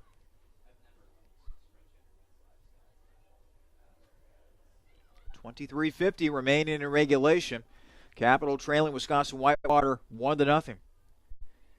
Once again, it will be Capital ball after it goes out of bounds on the near side. Throwing it in once again will be Petticord. She's been handling the vast majority of throw-ins for Capital, especially here in the second half. Petticord trying to get it in to Hannah Irvin. It'll go out of bounds, and once again, it'll be Capital ball. Let's see here. Petticord, I believe, is going to be throwing it in. I don't think it's going to be a corner kick.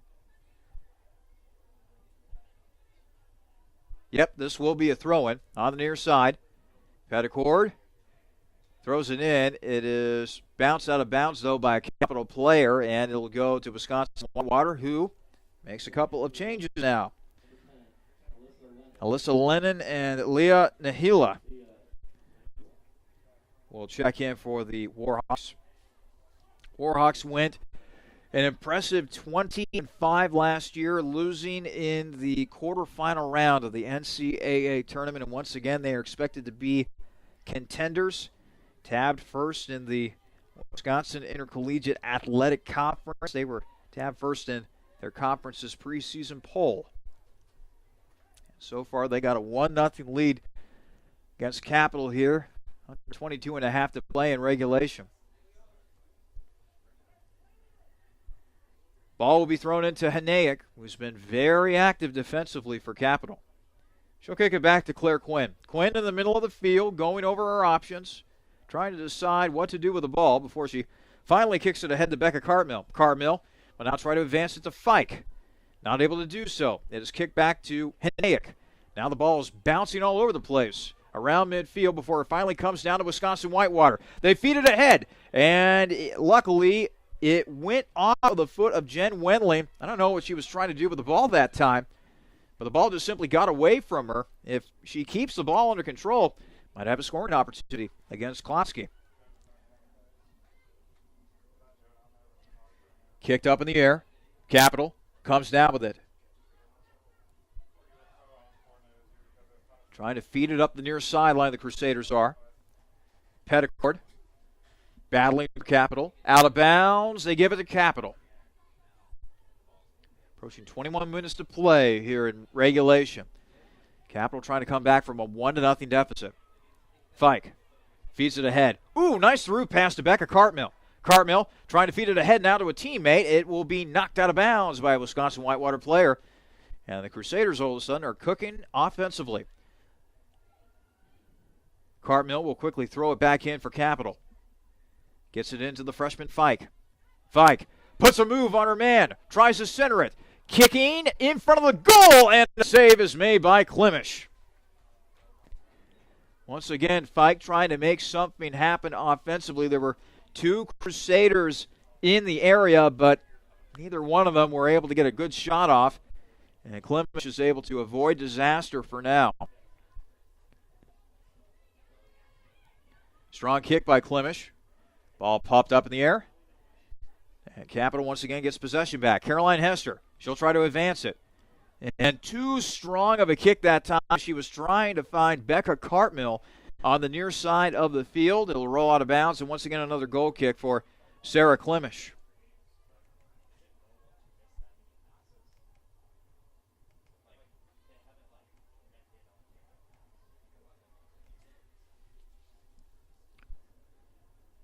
Kick by Klimish.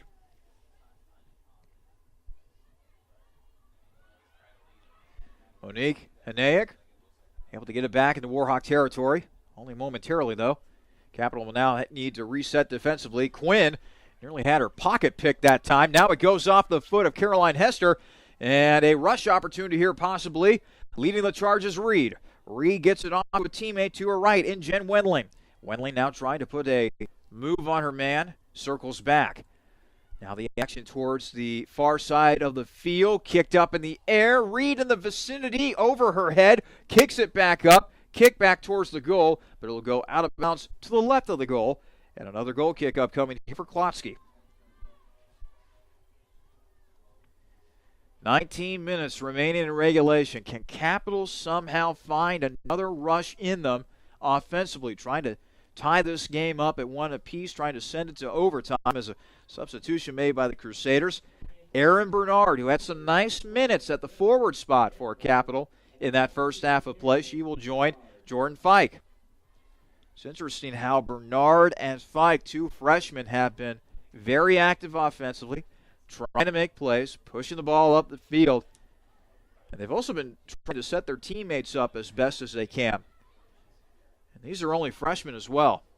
I think Coach Ogden has a lot to be happy about in the next couple of years. Speaking of one of the freshmen, Bernard racing down the far side. Puts a move on her man, trying to get a kick off, and Klimish is able to make the save and then pounce on the ball. I'll give the Crusaders credit. They're trying to tie this game up as best they can, but Klimish is making big play after big play for the WarHawks. It is now headed up in the air. Far side, headed up by a Capital player, but now Capital comes away with possession momentarily before the WarHawks take it away. It's kicked back to Serbuzic. Serbuzic has it momentarily, but it's kicked out of bounds, and let's see here. This will be a throw-in upcoming for the WarHawks, who will now make a couple of substitutions. Laura Schultz and Devin Polk, who was involved in a big collision in the first half. They will check in for the WarHawks.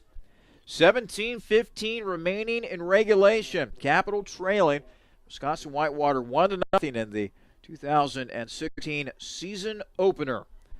One team hails from the OAC, the Ohio Athletic Conference. That would be Capital. The other team hails from the WIAC, the Wisconsin Intercollegiate Athletic Conference. That would be, obviously, Wisconsin-Whitewater.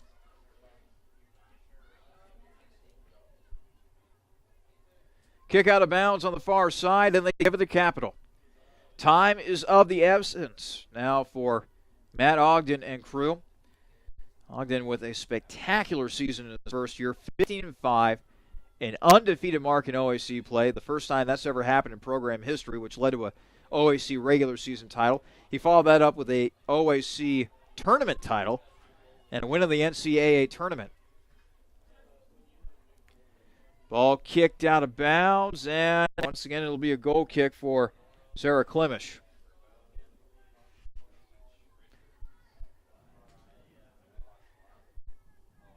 It was nice to catch up with Coach Ogden before today's game. Not only a good coach, but an even better human being. I always enjoy talking with him.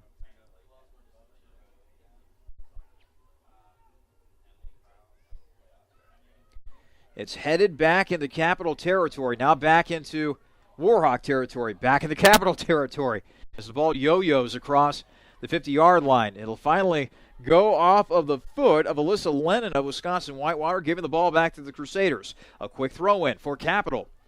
Now it's kicked back into Capital territory. Nice header by Claire Quinn. Very high up in the air. The WarHawks come away with possession, however. And now a nice through pass to Schoner. Schoner on the near side. She will center it.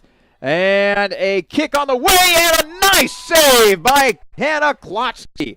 And a near goal that time for Wisconsin-Whitewater, as looked as though they might have had Schoner wide open.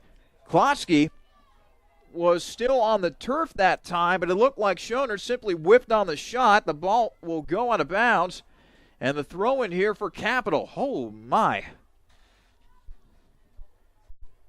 Now there's a scramble for the loose ball as Becca Carno comes up with it for Capital. She'll feed it ahead to Zuberi. Zuberi will now get it ahead to Bernard. Bernard circles backwards, finally kicks it trying to switch fields from far side to near side. Unfortunately, her kick goes way out of bounds as she was trying to find, looks like, Jennifer Vandeventer.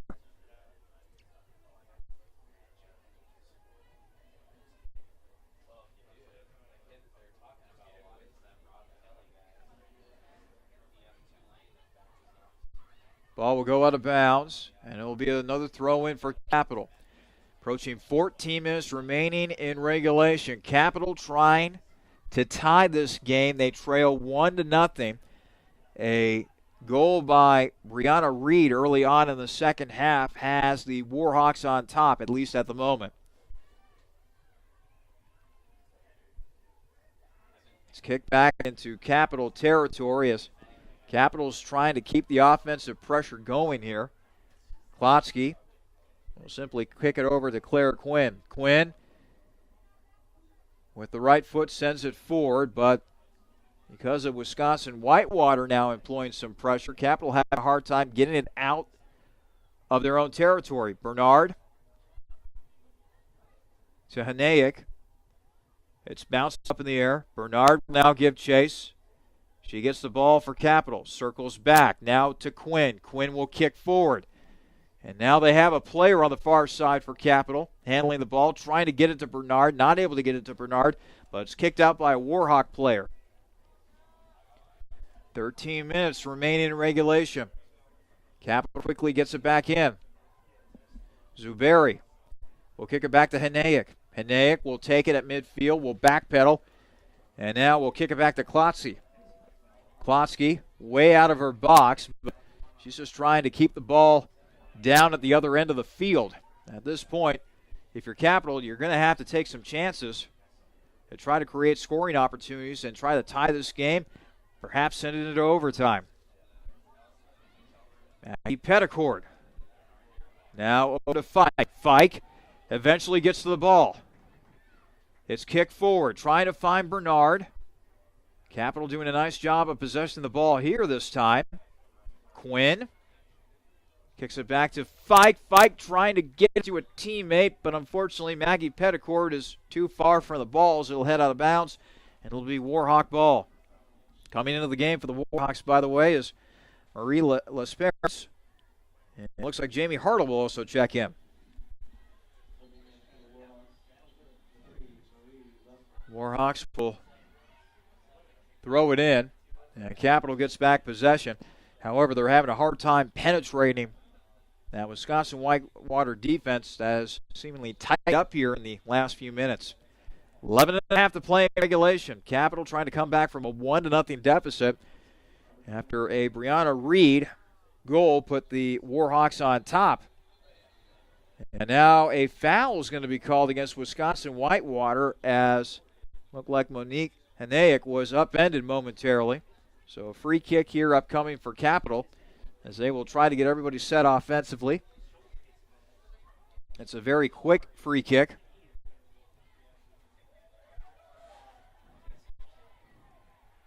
Hanayek gets it back defensively.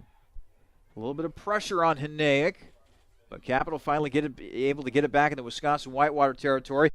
Well, I misspoke that time as they kick it back into Capital territory. Claire Quinn now trying to handle it for Capital, and she'll have no choice but to kick it back to Klotsky. Klotsky now will try to keep it in bounds, and Capital will not be able to do that, as Maggie Petticord was trying in vain, but her efforts came up short. 10.5 to play in regulation. Capital still trailing Wisconsin-Whitewater 1-0. 2016 regular season opener for both the WarHawks and Crusaders. Battle forward in the corner, out of bounds. Looks like it'll be another throw-in for the WarHawks. At this point, Wisconsin-Whitewater is just trying to milk that clock as much as they can, even if they can't come away with a goal here.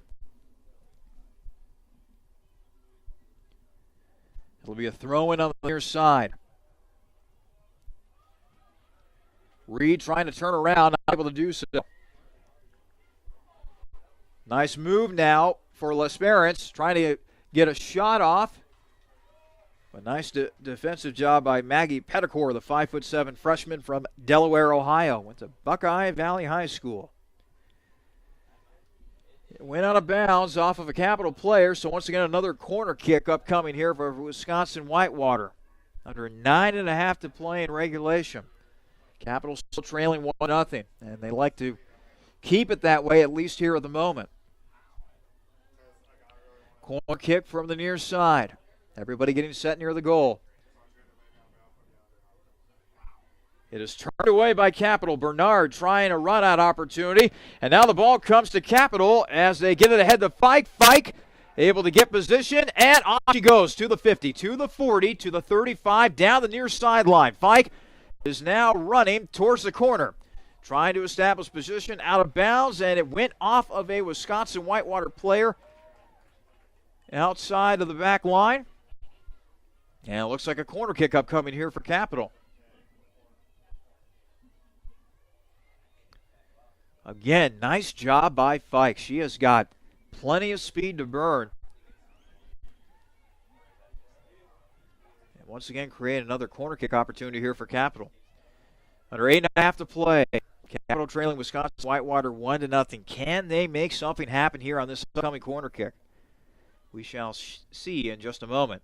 High arcing kick. It's kicked in there. Header, and it is saved once again by Klimish. Boy, Sarah Klimish has ice water in her veins. The freshman from Pleasant Prairie, Wisconsin, has come up big time and time again for the WarHawks here tonight. If the WarHawks go on to win this game by a final score of 1-0, Sarah Klimish will have played a huge role in that said victory. Free kick now upcoming for Capital near midfield. Taking the kick will be Claire Quinn. 7.5 to play in regulation. Capital still trailing Wisconsin-Whitewater 1-0.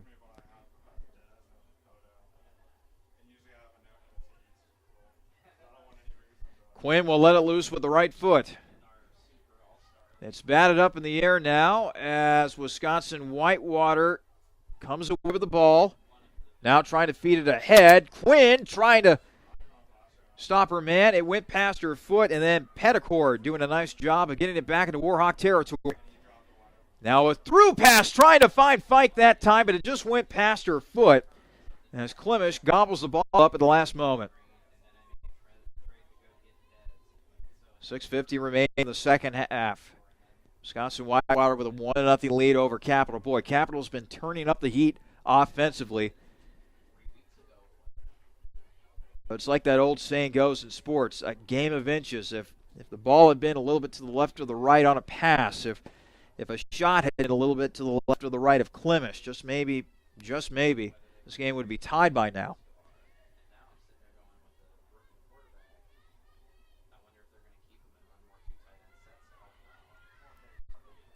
Schoenert with possession for Wisconsin-Whitewater. She'll now try to center it.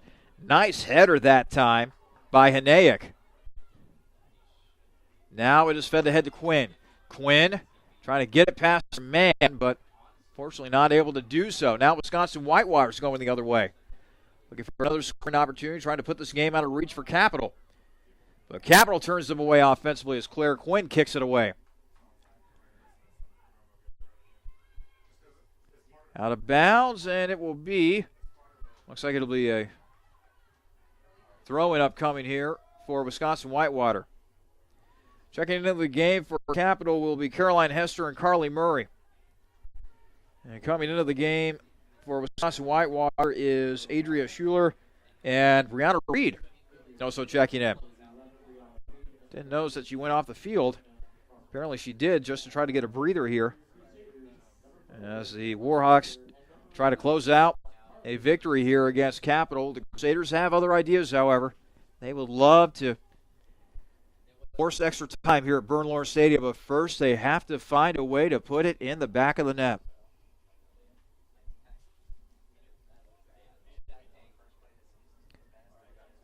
Claire Quinn with a free kick almost towards midfield. Trying to get it back into Warhawk territory. And she does so with a strong kick It will come down, but the WarHawks turn it away. It will head out of bounds and still be Capital ball. 4.5 to play in regulation. Quick throw in for Capital.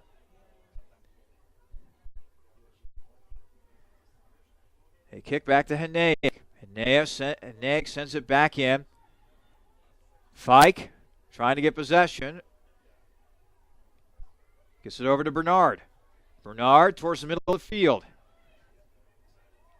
And not enough mustard on that kick by Claire Quinn, as Klimish is able to finally gather in.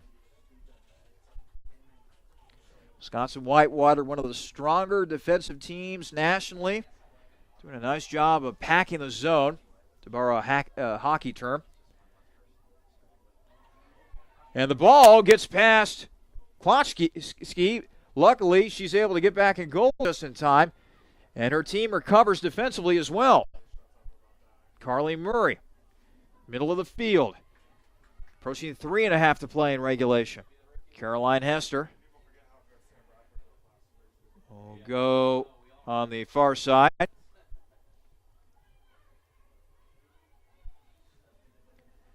And Wisconsin-Whitewater will now just try to milk the clock here. Lesperance with the kick, and now a free kick upcoming here for Capital. 3:08 remaining in regulation. Do the Crusaders have one last rush in them here? Time is of the essence for the Crusaders if they intend to tie this game up and send it into overtime. It is kicked up way in the air. Way up in the air, and it'll head out of bounds. Who will they give it to? They'll give it to the Crusaders.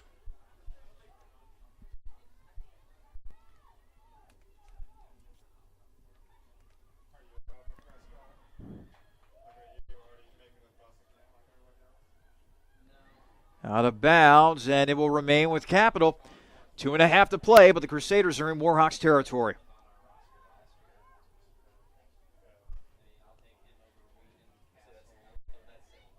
Kick to the middle, but the WarHawks have that area pretty crowded as once again they kick it out of bounds.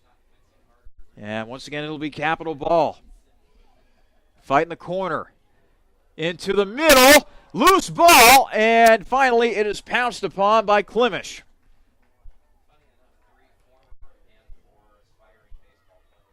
.157 remaining in regulation. Klimish once again making a big play for the WarHawks. Hanaic kicks it back in for the Crusaders. As Chloe Brown was giving chase. Out of bounds, and they give it to the WarHawks. The WarHawks will now make some substitutions.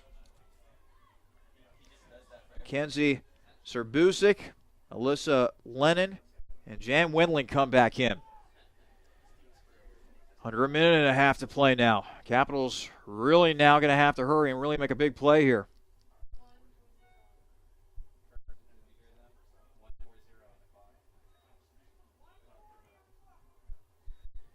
And now they're actually going to give the Crusaders a little more time here.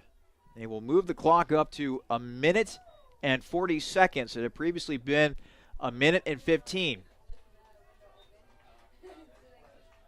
Maybe, just maybe, that'll help the Crusaders. We'll just have to see. Quick throw in by Wisconsin-Whitewater as the WarHawks trying to turn and burn, trying to milk some more of that clock. Foul called against Capital. Now we're under a minute and a half to play. Quick throw in for Krauser. And now a foul is going to be called against Capital. Keeping the ball with Wisconsin-Whitewater once again. 1:13 remaining in regulation. Crusaders trailing by 1. Out of bounds, and the crowd is yelling that Wisconsin-Whitewater was offsides. 1 minute remaining, and now ready for a goal kick here is Klotsky. She's going to have to kick it, and it's off the head of Carly Murray. Gets it into WarHawks territory. Now it's bounced up in the air. Hanaic trying to go back for Capital. This is not what Capital needs right now as they keep on backpedaling in their own territory. Under 30 seconds to play in regulation. They'll get it ahead to Bernard. Bernard trying to race down the far side, trying to get something going. It's out of bounds. Capital will need to throw it in here really quick. Under 18 seconds to play in regulation.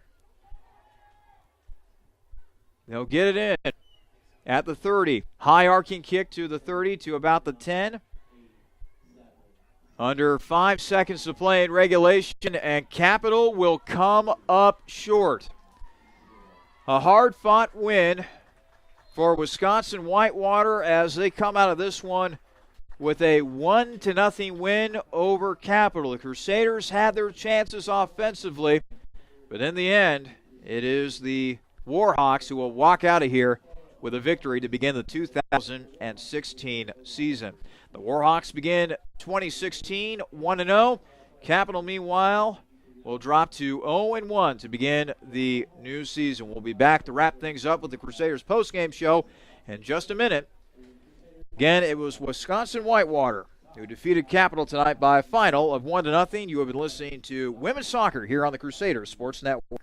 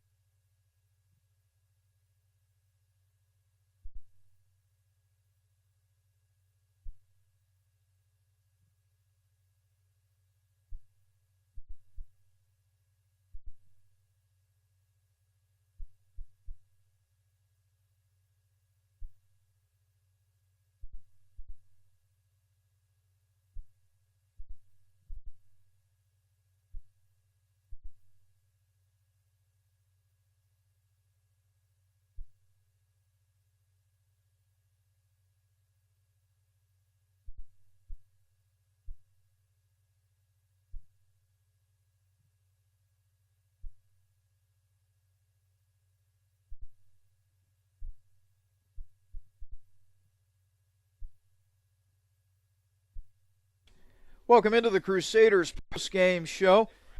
Just wrapped things up here at Bernlohr Stadium, and unfortunately for the Crusaders, the women's soccer program not able to start off on the right foot here in 2016. They fall to Wisconsin-Whitewater by a final of 1-0. I'm Charlie Danis. Let's now take you through the stats of this game.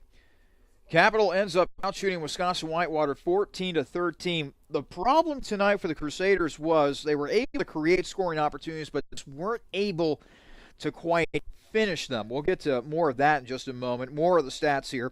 6 corner kicks for Wisconsin-Whitewater as opposed to only 4 for Capital. 10 saves were made by Wisconsin-Whitewater, mainly their goalkeeper, Sarah Klimish, who put on a clinic. The freshman from Pleasant Prairie, Wisconsin, was magnificent in goal, making all 10 of those saves for the WarHawks. Capital, meanwhile, got 6 saves tonight from their sophomore goalkeeper, Hannah Klotsky. She acquitted herself quite nicely, but unfortunately, she gives up a goal to Brianna Reed, and that's no shocker there. We were talking about a young lady in Reed who had 20 goals in the 2015 season, and she gets off to a nice start here in 2016. Other players that got on the stat sheet in terms of shots, Carly Pottle was very active offensively for Wisconsin-Whitewater. She had 6 shots, 3 of them on goal.